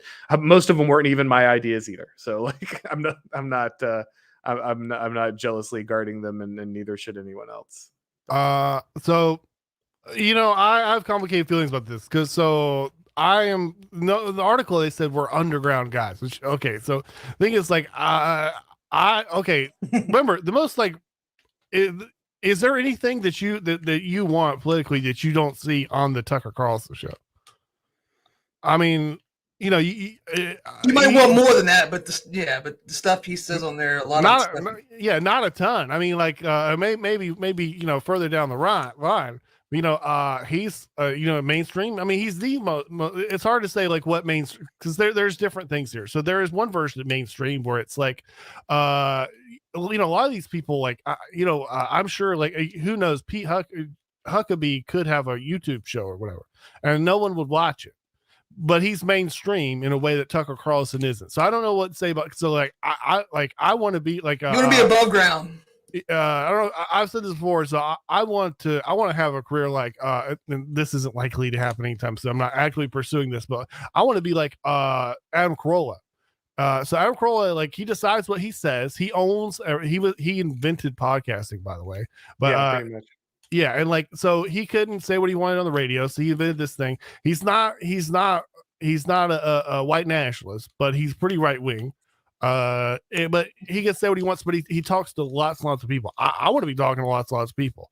But then again, I'm not running for office and stuff like that. We talk to ideas, guys. If all of a sudden Curtis Yarvin was, I don't know what he would have to do to where I would suspect him because he, you know, his writings are out there. I don't really have that relationship with him. Like he you know, we have the stuff that he's written. But yeah, I don't know. I guess when I think of co-oping, like immediately this kind of stuff, I think of when people get picked up and then they start ratting on guys that they used to be homies with and stuff. Like yeah. Well, this is something I was talking about on Twitter. You know, people get real worked up about like Chris Rufo, and they're like, "Oh, he doesn't say the right things, or he doesn't like, you know, he doesn't get exactly to the heart of something," and so like, you know, he's not really on side or whatever. And I say, guys, you know, like Rufo is incredibly effective, and if just because he doesn't say like the one thing you want or the one thing I want or whatever, like this is no reason to discard or counter signal the guy. And one person brought up a really good point, which is like the amazing thing about Rufo is like even if he manages to like be very effective on the right without punching right, which is incredibly rare in a mainstream guy, right? Like most people on the right who are mainstream do a lot of punching right in order to stay like in position, and he doesn't. And so that's something to remember when you're watching like how people operate. Like if they don't need to spend a lot of time counter signaling like people to their right, but are still growing, then they're probably they're kind of helping, you know, more than they're hurting. But yeah. Sorry. Oh no, if you got more to say, then yeah. So this is one of these things about Twitter. So I haven't been on it very much the past week, but like, you don't want to be on Twitter all the time. But when you are, or the people that do, it's nice to have people that do watch things, because if you're on there all the time, you get to see lots of stuff that goes on. And one of the things that was happening when Rufo was like, when Curtis Yarvin was really on Rufo, I think that Rufo kind of like took a lot of his criticisms into under account, because immediately he started like talking about because when we talked to him about this, we brought up Corey DeAngelis. He didn't know who he was at the time. I'm sure he did. I don't know if he does. Corey DeAngelis, like the only communication that this is something we talk about with populist politicians. It's kind of like what's his name? Clyburn. Like the only thing Clyburn ever says is like, I got you this money. And so Corey DeAngelis is like, we got this bill passed in Montana. We got this bill passed here. We got this bill passed here. And immediately, I do, and you could see Rufo, like at the beginning, he was very defensive. And I don't know. I think he sort of took it, under consideration. That's the best way to take Yarvin. It's like Yarvin is always going to be doomer, skeptical. He's like, you need to, if you have ideas, you got to hip check him against them. And sometimes he might disagree when you're like, yeah, well, that's fine. But he's a real good person to like take what he writes and like think, am I getting too out there with it? No, I sure should. All right, so our next one here, Judge Lot for $25. Thank you very much, sir. Or a friend of mine has a YouTube channel. I'd love for you to be on it. Any way to make that happen? I mean, yeah, guys, I turn down very few requests. If you want to email me, it's just Auron MacIntyre at Gmail. If you want to email me and I can put it together. I'm getting more requests than I used to, but I try as much as possible. I was very lucky to have some great guests who came on when my channel was incredibly small, and so I try to do that whenever I can, because I think it's important to help people as much as you can if you can do it. So if you got something like that, by all means, shoot it my way. I lost. Hold on, I reset my position there with my comments. Where did you go? Sorry, 1 second. I believe the next one is Pete Budapest. It is, and it jumped me past him, and I don't want to miss his comment here. It decided that it needed to jog down. Pete Budapest, by the way, great name. Excellent. All right, so Pete once again for $4.99. Actually, Tim Pool is extreme right, and I have chart that empirically proved it. Yeah, did you guys see the? I got it on screen for you. Oh yeah, there we go. We can. Do I need to share that image, or I can just add it? There we go. Okay, so yeah, the guy who's like, oh no, the right has actually moved really far right because I have a chart showing that the right has become far more extreme. Of course, not pointing out that drop the comment a second. Oh yeah, sure. There we go. Nice. Yeah, but he was saying, oh well, we have empirical data showing the right has just become wildly more extreme than the left, which is great because you have a party that's in the space of 3 years gone to the point where it's actually you have to force gender transition on 7-year-olds. That's a that's a totally reasonable position for them to take, but we've got a graph, so your argument is invalid. Speaking of which, especially with this and things we've been talking about, I've seen celebration parallax thrown about past month or so. Well, that one's picking up. I think it's kind of unmistakable, especially with the New York Times. Let's see here. Son of a glitch for 20. Would you? Also, it seems to me that regardless of tone, labeling new right is about cultural dispersal. Name it to destroy it. Compare to mass efforts to never name progressives. Yeah, no, I mean, I think there's truth to that. Also, weird thing about new right, that name's been used multiple times in the past. This is what got attached to more or less Paul Gottfried and Sam Francis and Pat Buchanan's movement. And that's not the first time the new right has been applied. So it's simple and it's, I guess it's catchy-ish, but it's also got a lot of baggage attached to it even before you get to the attempt to centralize all these things. I mean, you're right that naming it allows them to more effectively attack it, but that's what they were trying to do by just relabeling everything alt-right, right? That seems like the easier grasp. I don't like new right. I don't think that's a particularly useful way to say it, but I don't have a better one at the moment. So I mean, I'm not gonna be walking around calling myself that or whatever. Exactly. Don't label yourself this stuff. That's putting up a flag. Hey, here, squash me. Yeah, but we don't have control over what they say about you, but you have control over what you say about yourself. By the way, quick point about that. People get upset about Curtis Yarvin being a doomer. Why is Curtis Yarvin a doomer? Well, you talked about the people who are the new right before, so you had Patrick Buchanan in the White House is not just 3 levels away advising. I mean, just right there, hand in hand. You had this huge Kulak movement and stuff, and they blew it. They didn't get anything done except ban machine guns, and so it was a big failure. And this is one of the reasons why these people are so skeptical, because they had all these pieces in before with with a country that was much demographics were different. They had way more money, more amenable. They had way more elites. They had all these things that you think would be good, but it didn't work. Absolutely. Let's see. The next one here, IWD for $5. New right in the current form has been around since the 1980s, yet they only now take notice of it. Seems like the new right is gaining ground. Well, like I said, as the gentleman just pointed out, this is, depending on when you want to trace this term, this is far from a new movement. It is it is in many ways a recapitulation of the Canaanites, but I don't think it's only that. I think there's also like kind of the disaffected, rational centrist or whatever, if you want to call it that, that's tossed in there in many ways. So I think that it is something new and different, while still having echoes of those movements.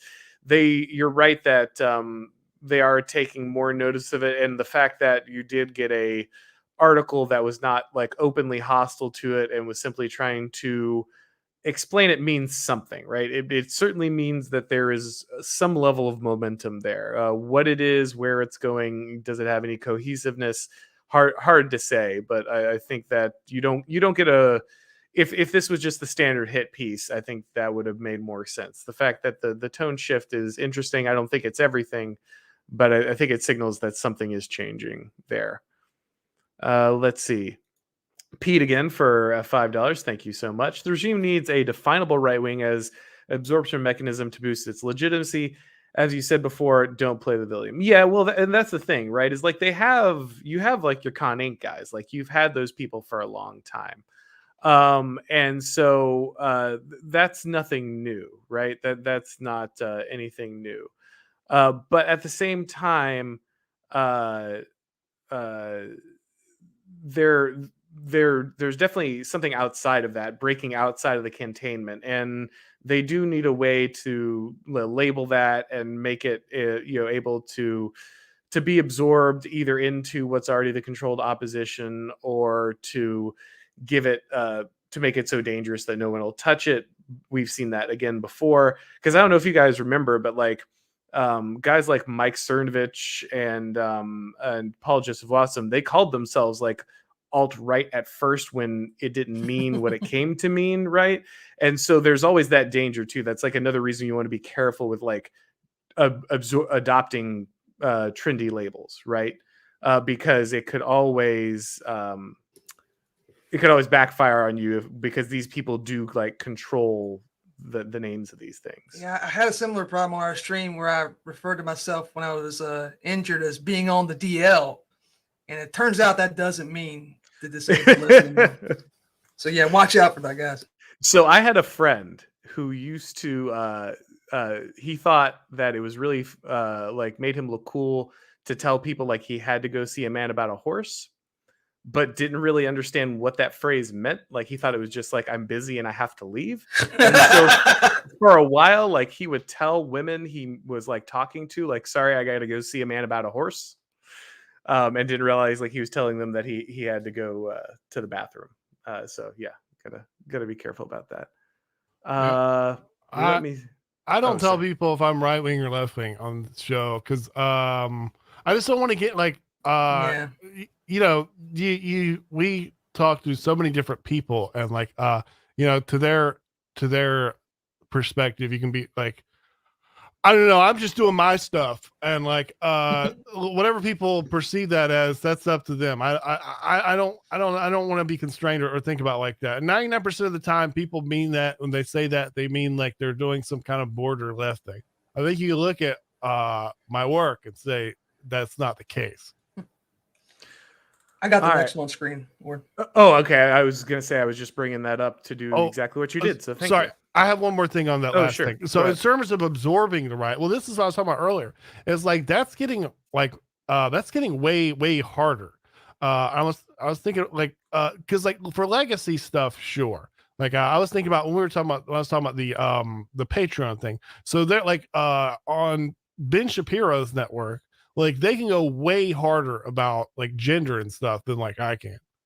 There's other things that they don't go hard about at all, but like, because they can do everything. They can say they go hard on that. They go hard in the paint on that.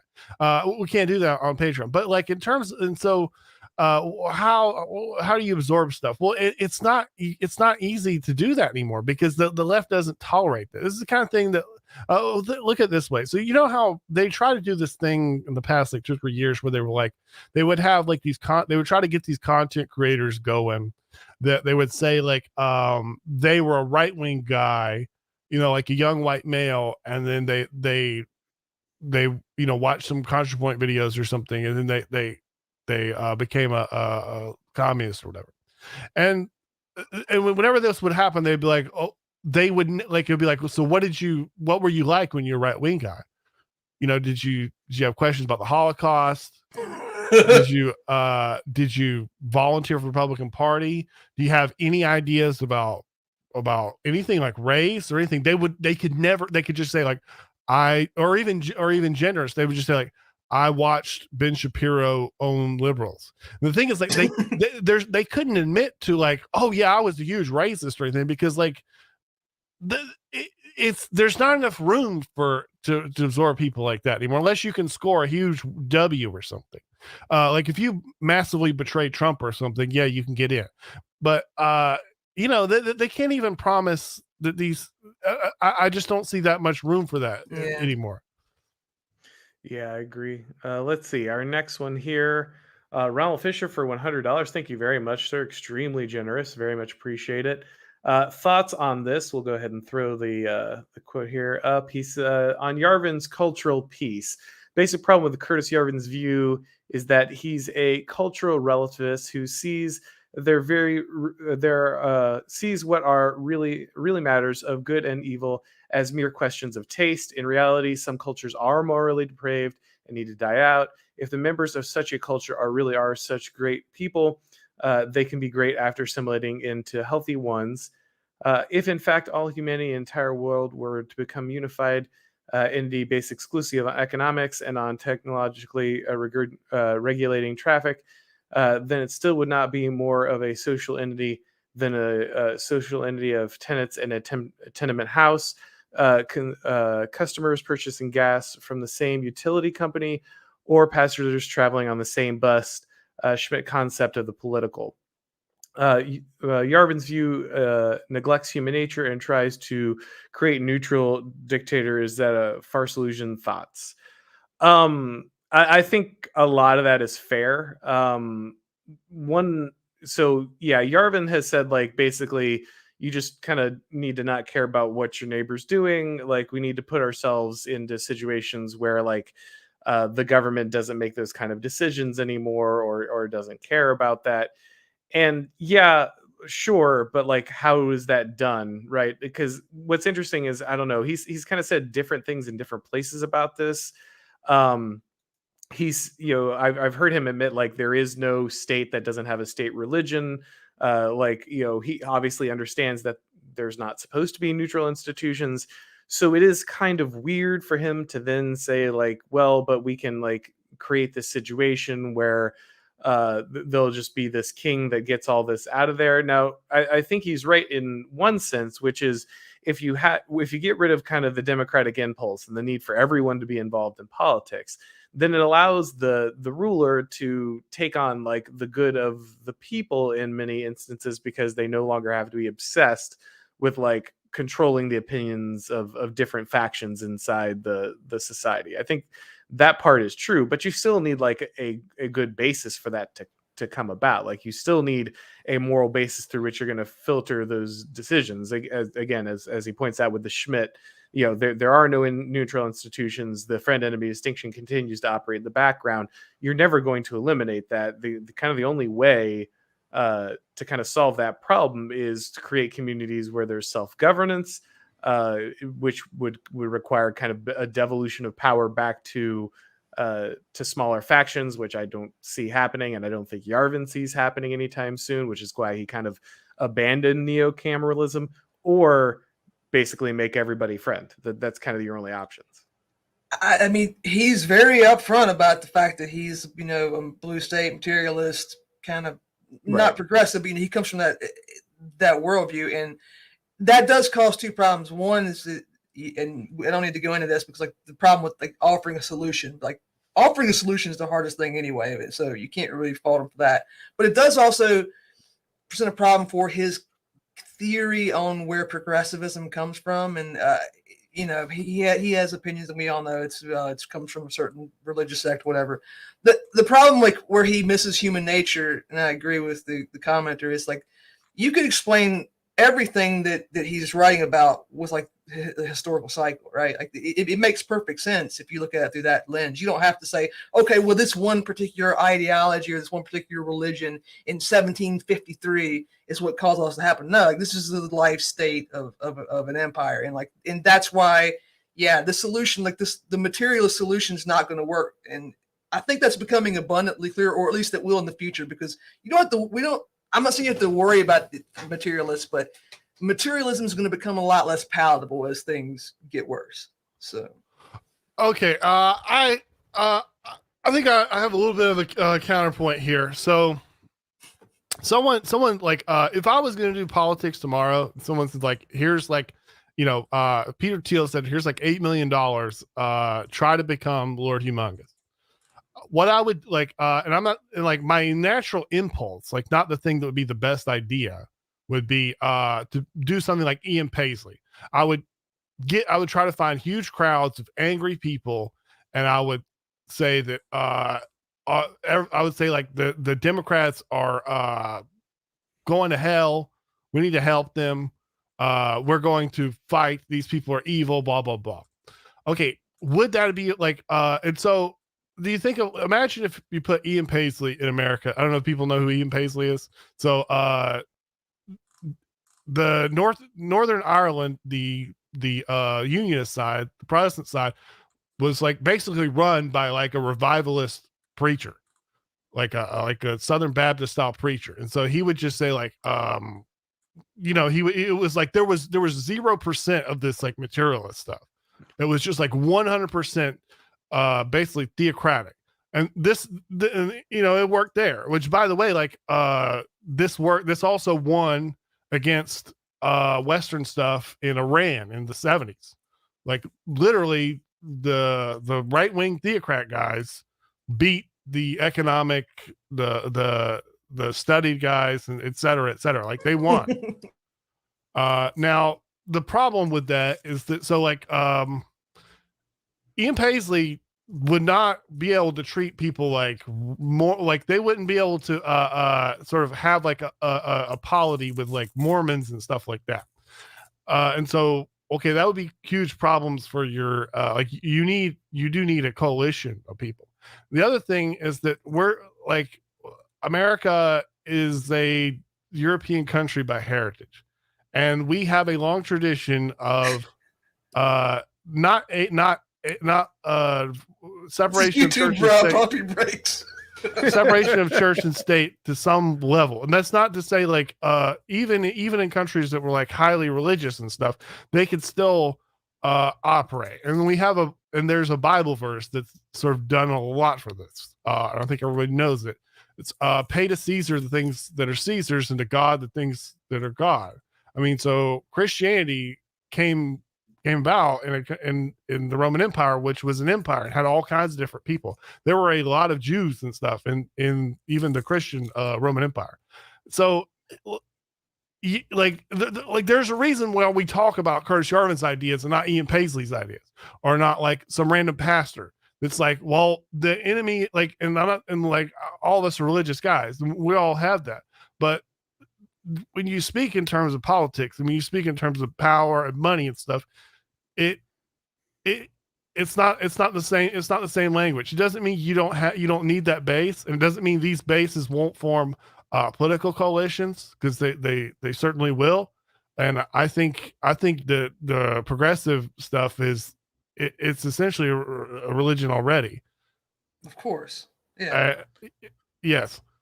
But don't you think that the problem with like returning to an imperial model, which I think would be a solution, where like you have a government that then rules over, and this is what I was talking about, like you either have to basically everyone has to become friend, or you have to like devolve things back down to the factions and allow them to self-govern.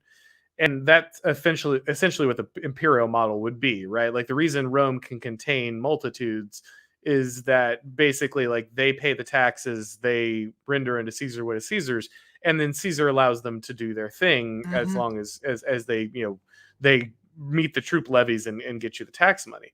But the problem is that our empire now is, I'm trying to do this without being Marxist.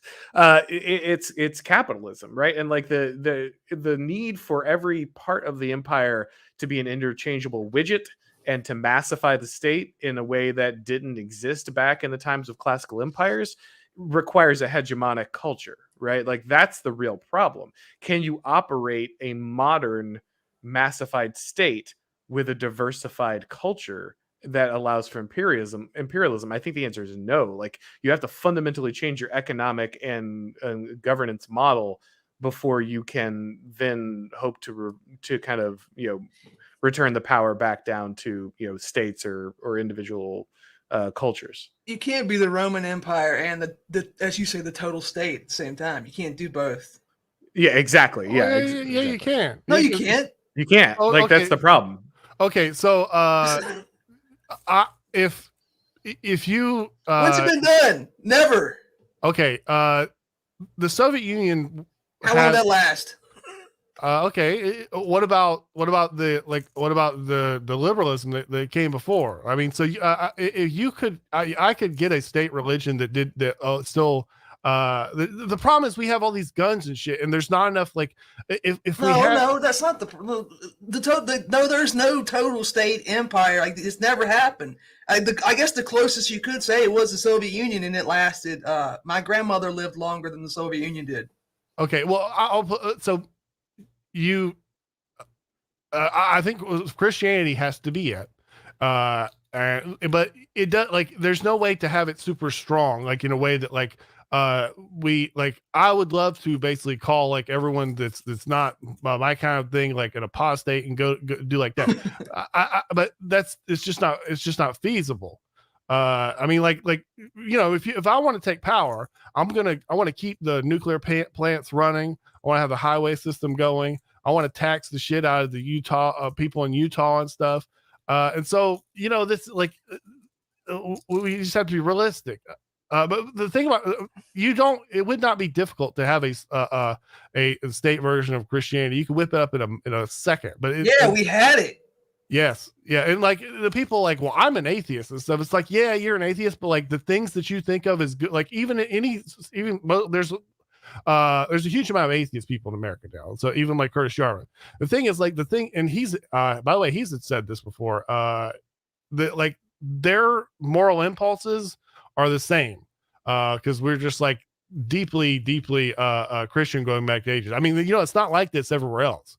You go to Japan or something, like they have different stuff, but like they would be able to accept it.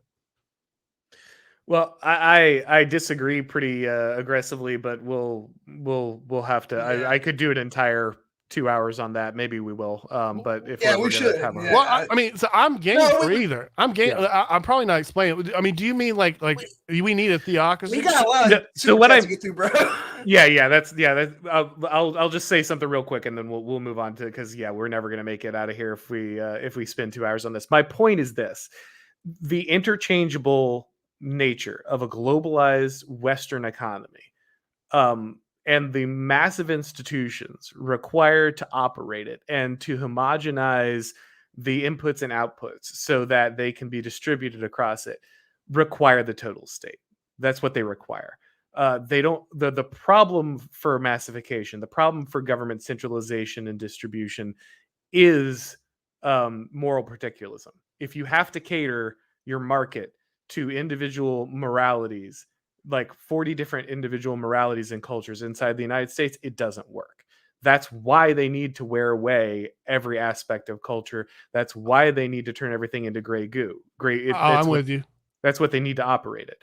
So you cannot keep our current system and get rid of the homogenization. Like it either all goes or none of it goes. Like I'm not saying empires couldn't return, like a regional empire couldn't return, but it would require a fundamental reimagining of like how services and economies are scaled and distributed, because you could not continue our current economy, our current function of scale, or our current centralization of government power and not gray goo everything.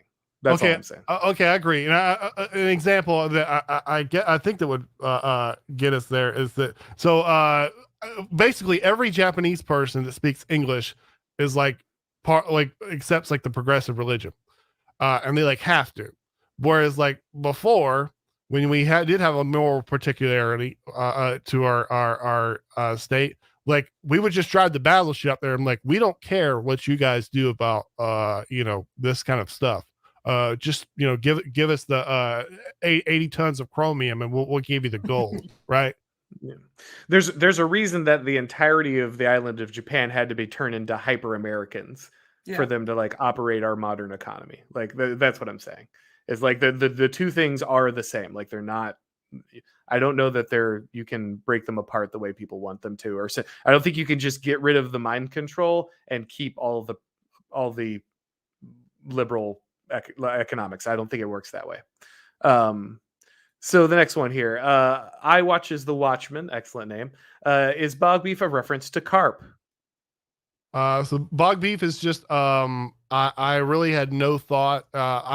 I wanted to be stricture, and I typed it in and it didn't work, and it was just like just random words that came to me, and I guess it was I don't know, it was just random stuff. Be very careful about what you select as your screen name, because as I found out, you might get stuck with it. That's your name forever. Yeah. Vanity Fair knows me as this stupid ass name that I picked when I was 15 years old.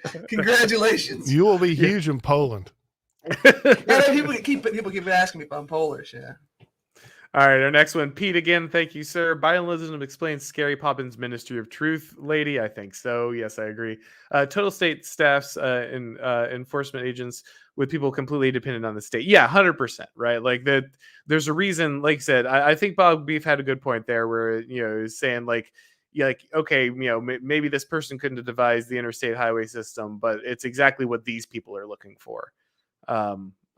She's very capable of hunting for witches, I guess, witches. Or by the way, not necessarily looking for, but the people that win these games. Yeah, that's very true. All right, let's see. Pinoid News for $5. She's really good at school, an extremely compliant person. She's exactly what the system wants, and end result of white Anglo-Saxon liberalism. Yes, and all. Wait. No, I'm sorry. Is he saying that is the end result? Like that's where that goes, no matter what? Is that what he's saying? I'm not. Yeah, it does seem like that would be or maybe the natural product of that particular system. That's like looking at somebody who's 100 years old and they're dying. And you're like, the problem here is you had too many seed oils. So the problem is you're 100 years old. Like this is what happens when you get old. This is what happens to an empire when it gets old. Stop trying to look for these reasons. They're like, oh, it's the pure evil of this one group of our. Our enemies do enough of that dumb crap. Well, I will say this, and it's interesting. A lot of people have pointed out that the half-life of this particular empire has been a lot shorter, and then they point to the things you're saying, Maarek. But another thing that people don't think about, which is interesting, is does the technological innovation that's happened during our era bring about the end of this type of thing faster, right? Like, did this burn brighter and hotter and get to its end stage for a reason? Are we, is accelerationism a thing? And so I think that is a factor as well, not just the origins of the particular ideology. If you're going to say this is this kind of liberalism, well, like, North Sea Protestant liberals, that their run was a couple hundred years, which is pretty much, if you go by Glove, that's pretty much what you'd expect. And they tomahawk dunked on the entire planet. So, you guys should just chill out with these excuses. It's not productive. Okay, but one thing that you can see that sort of the like why this person comes about. So there used to be these guys that their big thing would be tort law. This person, like, part of this thing is she would do like total combat, like a job, whatever, like fighting to move up and get promotion and stuff. But there's never any like particular offense and stuff. That's why you like, you sing Harry Potter songs, or you're talking about putting people in jail and stuff. All right, our next one here, Doe917. Thank you for your donation. Using protected classes as the disciplinarians means they are shielded from criticism. It's passive aggression. The Karen to go after you. Yeah, well, so that's, you turn the prison guard, you only make the prison guards people who you're not allowed to criticize, right? And not just because they're holding the truncheons, but because they're the aristocracy. Yarvin has, I think it's somewhere deep in the open letter, but he has a line where it's like, wouldn't it be amazing if what's the definition of an aristocracy, right? It's like people who have rights that you don't, right? They have a class whose rights are separate from your own. And one of the most amazing things liberals did was make the lower classes the aristocracy, so that you would always be able to use them as a shield against criticism for like what you're building. And so I think that's very much the case there. Yes. And also like, this has come up. So, and that's like legally, back to Richard and Anya thing. So you could be like, black and be the CEO of like Honeywell or Lockheed Martin. And like, I have to watch what I say. Like, even though I'm trying to like if I'm like, oh, Lockheed Martin, I hate Lockheed Martin, this huge institution. Well, the leader of it, is a black guy. Well, he has like all these like consular protection. I mean, like literally. So like, if anyone knows anything about government contracting, like they always make someone that's a protected class the president of it, because you get like a advance on the bids. Yes, he's a citizen of the United States. You're a resident of the United States. Correct. Yeah, and the other thing that this does is you'll notice that like all the elites and stuff, they'll be like they have a funny way there's lots of like light skinned colored people that end up in the elite, right?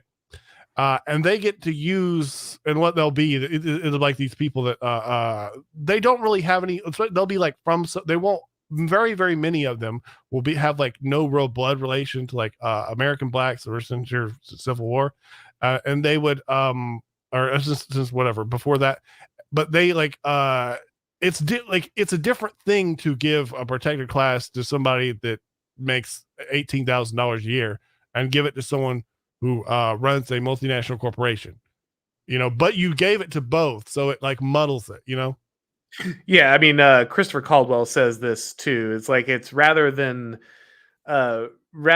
protected classes, like solving problems of a particular group inside the country, it basically, we just pluck these people out of those protected classes, place them into the elite, and use them as like human shields against criticism of the elite. It doesn't matter if we solve the problem with you, you're represented, right? That's all about the representation. You're represented in the elite, which manages to not only mean that they don't have to solve the problems that exist inside your community or plague your community, but that also means they get to use you as a human shield from criticism. All right, our next one, Bolero393. Thank you as always, sir. Wolverines, absolutely. The great Red Dawn. Geneva Convention. We ain't never heard of it. That's one of the greatest lines from that movie. I haven't seen it in so long. Yeah, the Russian pilot tells him, "You can't do this as against Geneva or whatever Russian they captured." And he goes, "Yeah, Geneva Convention. We never heard of it." And then they blast it. Excellent. Let's see. Michael Robertson for $10. FYI, Star Trek Picard features an episode where the characters go back in time to stop ICE from deporting people. They're getting worse at this. Yeah, I mean, didn't they make Stacey Abrams like the galactic president? Which is just yeah. I at some point, like, I don't even know what to say about that anymore. It's just like, it's so obvious. Like, it's a little too on the nose, guys. Like, I don't. Anyway. We're writing a screenplay where we go back in time and stop the doctor who invented breast reduction surgery. It's a vision of the future that we can all get behind. On a mission from Ged. Let's see. The Aimless Royalists purchased The Populist Delusion. Absolutely, guys. If you have not seen, if you don't know, my buddy Academic Agent just had a book published with Imperium Press I have not gotten my copy because as soon as I went to buy it, it was sold out, but they're back now, so you can order it again. It is The Populist Delusion. AA is great. He is a student of Italian elite theory and does a good job dismantling the idea that revolutions or political movements come from the bottom up. And so you should definitely check that out. Let's see. Sean S. for $10. Thank you very much. What's the best historical example of when the good guys won in a Moldbug style regime change?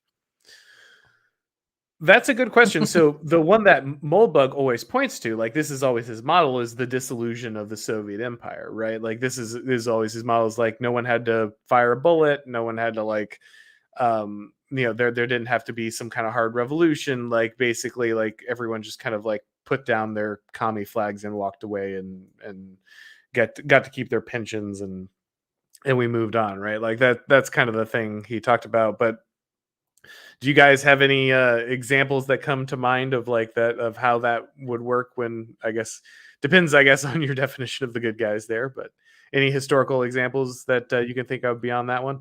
Oh, the good guys. I don't know what to say about good guys. It's not a Moldbug example, but good guys winning. I mean, if we're talking about right-wing politics, is the Iranian Revolution 78.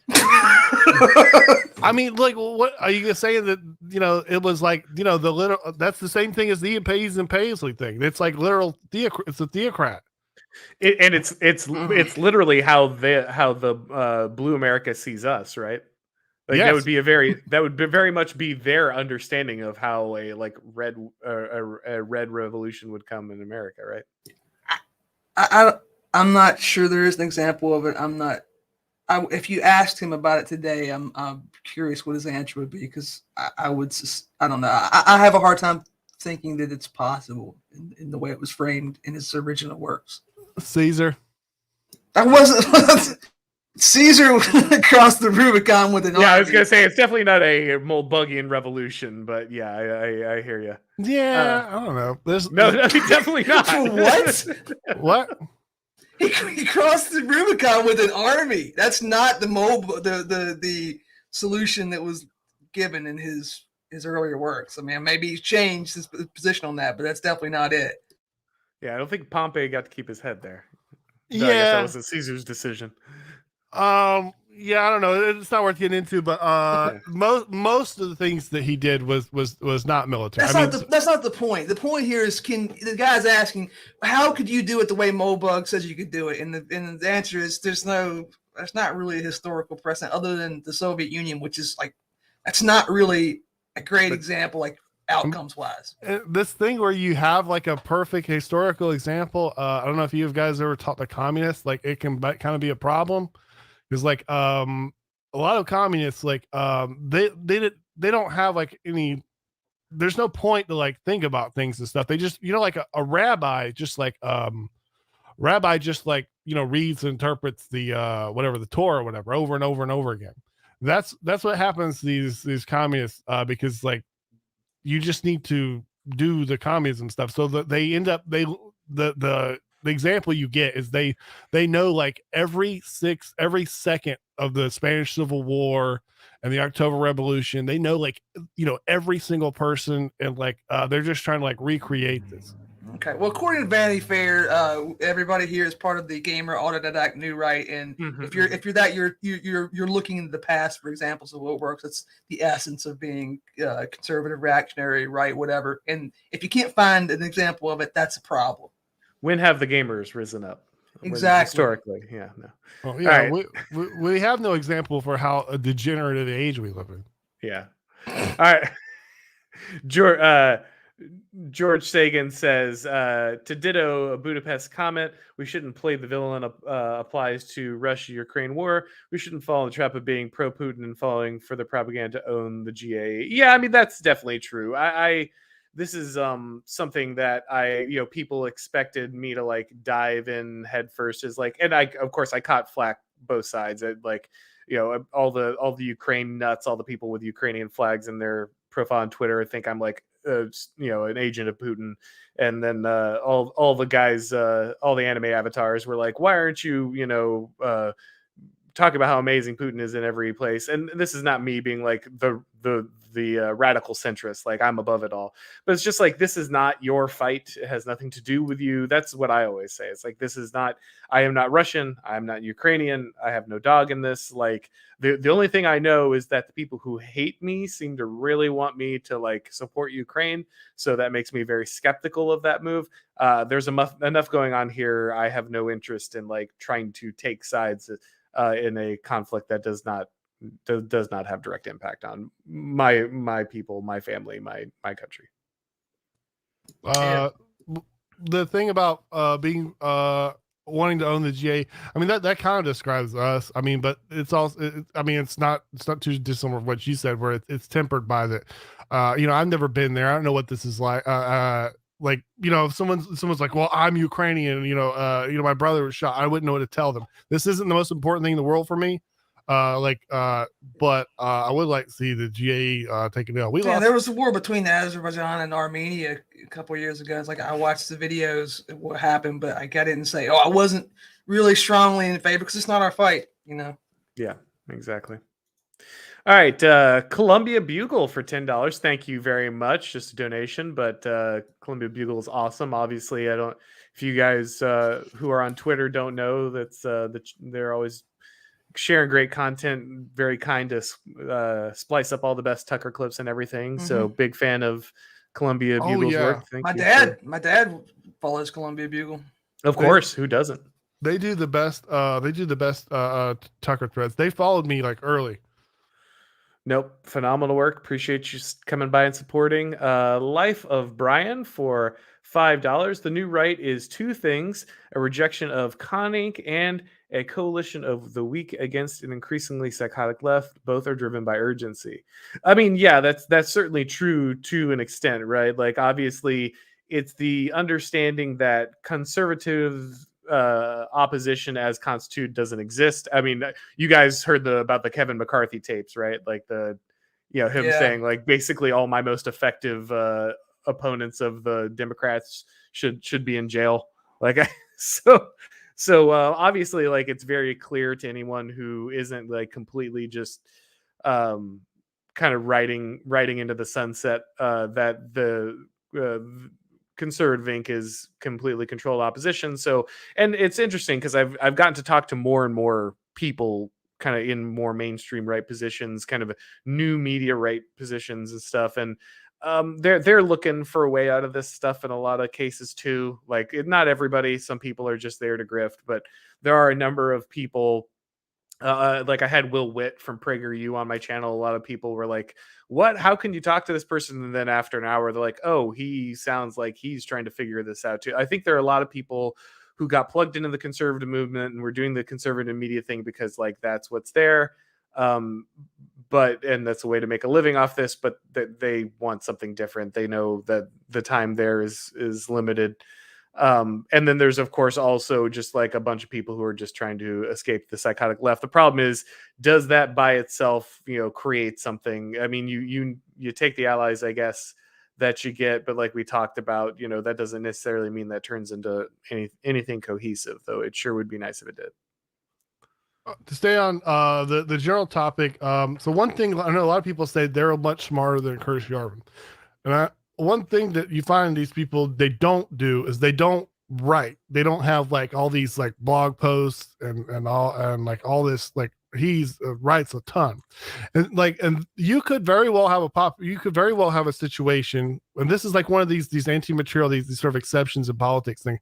You could have a situation where so these leaders, they need a guru, they need a brain guy that can tell them stuff. There's a possibility that like one of these people, that the millions of people that announced to me that they have a much higher IQ than Curtis Yarvin, that wouldn't really matter. And someone like I don't know, JD Vance or somebody like becomes president and they want to go for it, and they just like, well, I think this guy is smart and he's going to be my guy.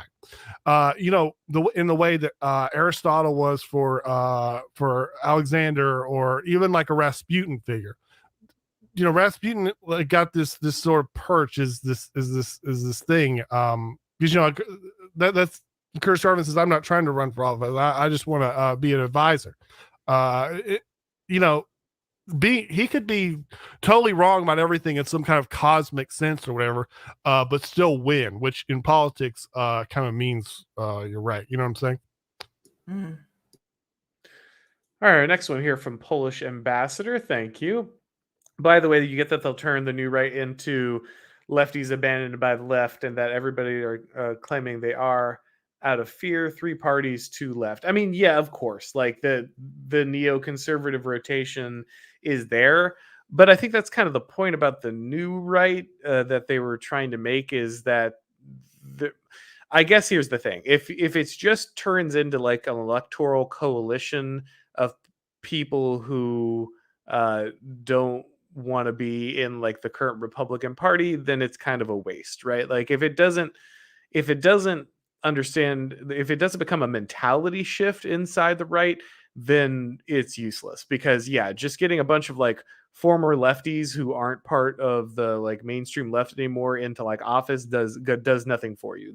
That's just the neocon rotation again. So you're right about that. Like if that's what it turns into, and it's entirely possible that it could, that's what most of these things do turn into, then yeah, it doesn't do much, or more likely that it ideologically fizzles in the way that the previous new rights have. Either way, like we talked about, I don't think it's a shelling point. Like I don't think it's what you should be labeling yourself or what you should be defending or anything like that. It's just more interesting the way that it was approached in that article than I think it is like the new name and the new force for like what's going to be changing electoral politics in the next 10 years.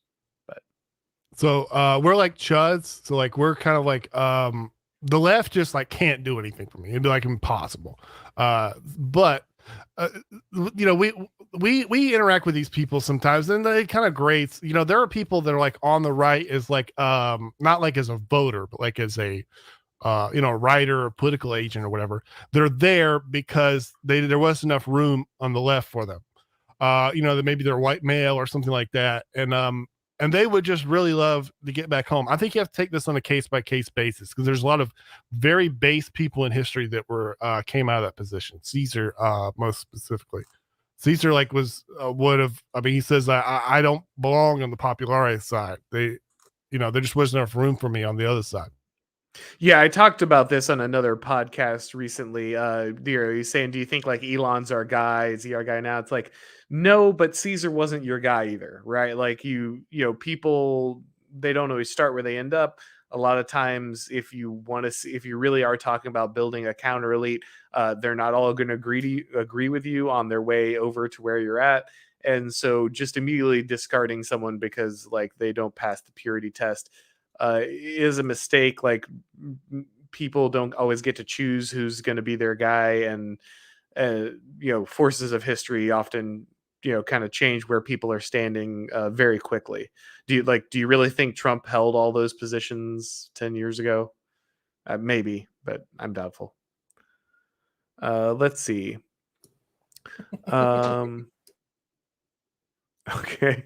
I'm not sure what's happening here.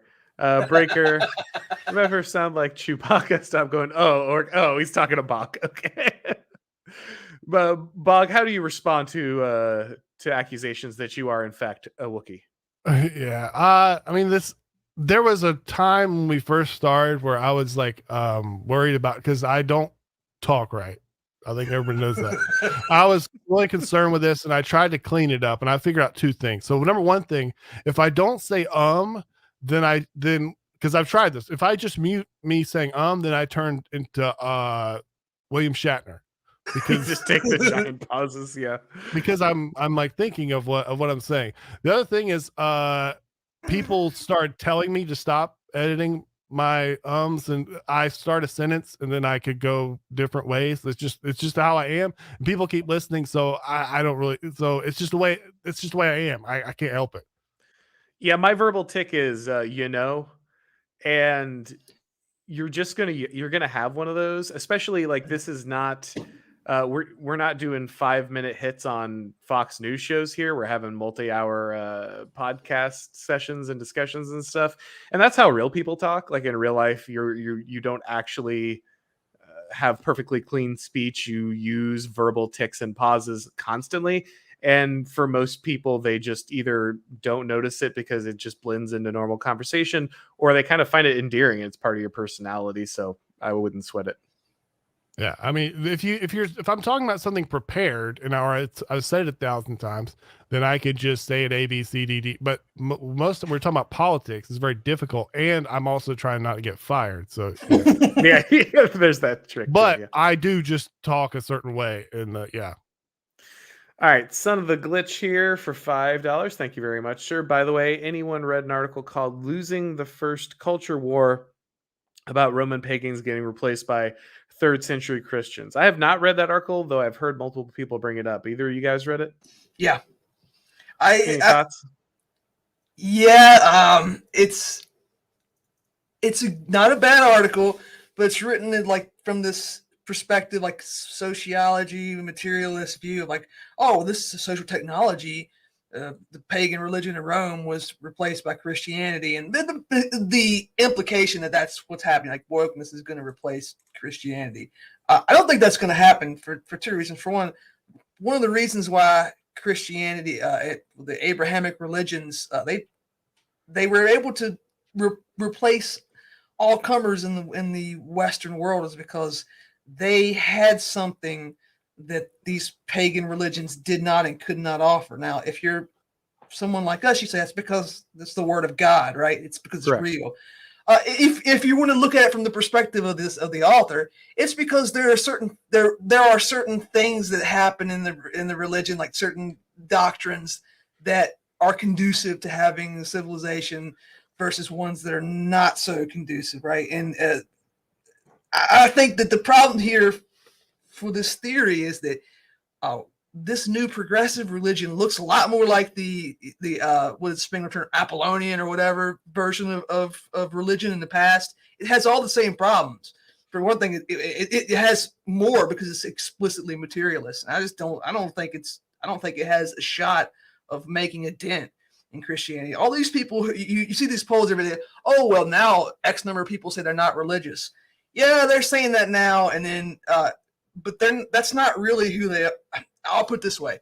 If things took a turn tomorrow, these people would say, oh yeah, by the way, yeah, I do believe in God, I'm a Christian. Because like it's not that they're not a Christian anymore. If you were raised in a even remotely religious environment, like that's all baked into your being. You can't escape it. Like as my colleague said earlier, like you could be an atheist, but you're a Christian atheist, whether you like it or not. So I wouldn't put too much stock in stuff like that. To steal from Dave the Distributist, to compare progressivism to Christianity, I mean, it's not even close. So if tomorrow the government said, we're not going to give any money to either to both progressivism and Christianity, and we're going to mildly persecute these people, in like 5 minutes there would be no progressives, and there would probably be more Christians. Absolutely. In terms of the technology and the Roman Empire stuff, like, well, it's obvious. So paganism is particular. Someone sent me this stuff. We talk about patronage and all on our podcast, and there's a Roman god of patronage. And every city like has a new set of gods and stuff. And so that's a problem when you're going from when you're trying to make an empire. I think this is why immediately in the East you see Islam come about, because like when you have like all of half of Europe under one religion, you kind of need something like that to go to deal with that. It's too powerful. Cool. Let me add one quick thing, because Subvisual Hates made a great point. He's talking about Julian the Apostate tried to bring back the cult of Sybil to take care of the poor. Christianity just obliterated pagan worldview. Even the apostates were cosplayers. And Gore Vidal has a book about Julian. It's called Julian. And in the book, it's this really insightful moment where it's in the framework of another character is talking about Julian. But he said, like, really, he wasn't a pagan. He was a Christian mystic gone wrong. He was because Julian was raised Christian. So like his version of pagan was in itself Christian. Like he couldn't escape that. He wasn't the real artifact. If that makes any sense to you guys. Well, this is the Spenglerian understanding of these, right? You can go back and you can try to mimic like older religions or different things, but you can never truly be of them because you were never born of that society. And anything Yeah, you try to create is going to be colored by the actual religion of your they're society. space aliens to us. Yes. Yeah. I always think of well, I don't. It's not worth getting into now, but I would just mention the Shintoism of the late Japanese Empire was almost like handcrafted by like a bunch of like right wing theorists and stuff. Yeah, but it's kind of paganism, but also I mean, there's a god. I mean, and you know, he lives in Kyoto or Tokyo, whatever. All right, Breaker for $3. Thank you for the donation there, sir. Just a sticker, just a donation there. There's a few more left. Nick Larson for $5. Bit off topic, but I just had a baby girl. Very much congratulations, sir. Excellent. Any ideas for wholesome, non-paused media? Gonna show her Miyazaki movies, read some Narnia ideas. Well, anime, you've already started out. Degenerate, have to move on. No. Yeah, I mean, obviously Chronicles of Narnia, it's amazing. I'm a big fan. So one thing is there's a lot of old stuff now. Like people talk a lot about like Netflix and all of this stuff and how positive it is. And yeah, absolutely. But what's interesting is with the advent of all these streaming services, like there's a lot of like these free services that just show like a bunch of stuff from the 60s, you know, like 50s and 60s content from like then. And they cost you nothing. Like they show a commercial once an hour, but like they got all this for nickels, so they just run this stuff.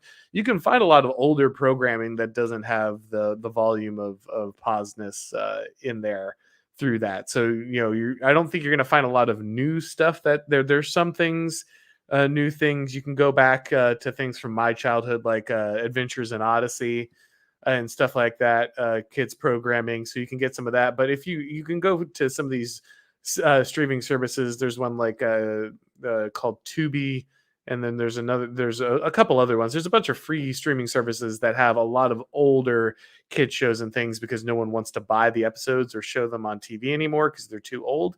But you know, your 3-year-old's not going to know the difference, and it's far less likely to have like super subversive stuff in there. Though still no guarantee. It's not like it didn't exist in the 60s. Pre-90s Disney movies. Yeah, exactly. Yeah. Looney Tunes when I get a little older. Looney Tunes, classical music, yeah, and piano lessons. All right. Darth Kilhoun, there's $2. Thank you for the donation. There's no salvation outside the Catholic Church. Well, let's see how many Southern Baptists we have in the stream.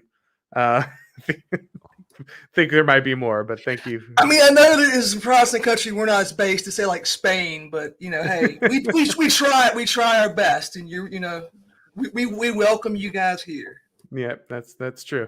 Plus, check out the baseness levels on your churches, and you'll find the Southern Baptists. Yeah, you got a case against mainline Protestants, but you know, we're way ahead in the horse race of the Catholic Church in that department. So, best of luck. All right, so we have made it through all of our super chats. Anything you guys want to talk to we didn't get about, or did that backwards? Anything you guys want to talk about that we didn't get to? No. Nope, I'm about to go watch American Ninja. Excellent choice. I guess I props to that guy who did the super chat who just negged Bog Beef and then immediately just gave you $3. That's a power move right there. Mm-hmm. All right, guys. Well, thanks again to Maarek and Bog Beef. If for some insane reason you have not listened to their podcasts, all the links to their Twitters and their podcasts are below. Obviously, they're incredibly famous. They are, Vanity Fair article recipients. They're autodidact underground gamers. So you obviously need to check them out. And if this is your first time on my stream, please make sure to subscribe. I want to give a special thanks to Easter Worshipper. If you would like to receive a personal thanks on all the live streams, you can check out my Subscribe Star. I redid that. There's a bunch of different tiers on that now. So if people want to check that out, I did my first exclusive video for Subscribe Star a couple weeks ago. So if you want to be able to see that, you have to go support over there. Want to thank everybody who came by and watched, and everybody who super chatted and everything. Had a great discussion, a lot of interesting questions. Really appreciate it. And let's see, I think we got everything there. Yep. All right, guys. Well, thanks for watching as always. I'll talk to you next time. Thank you.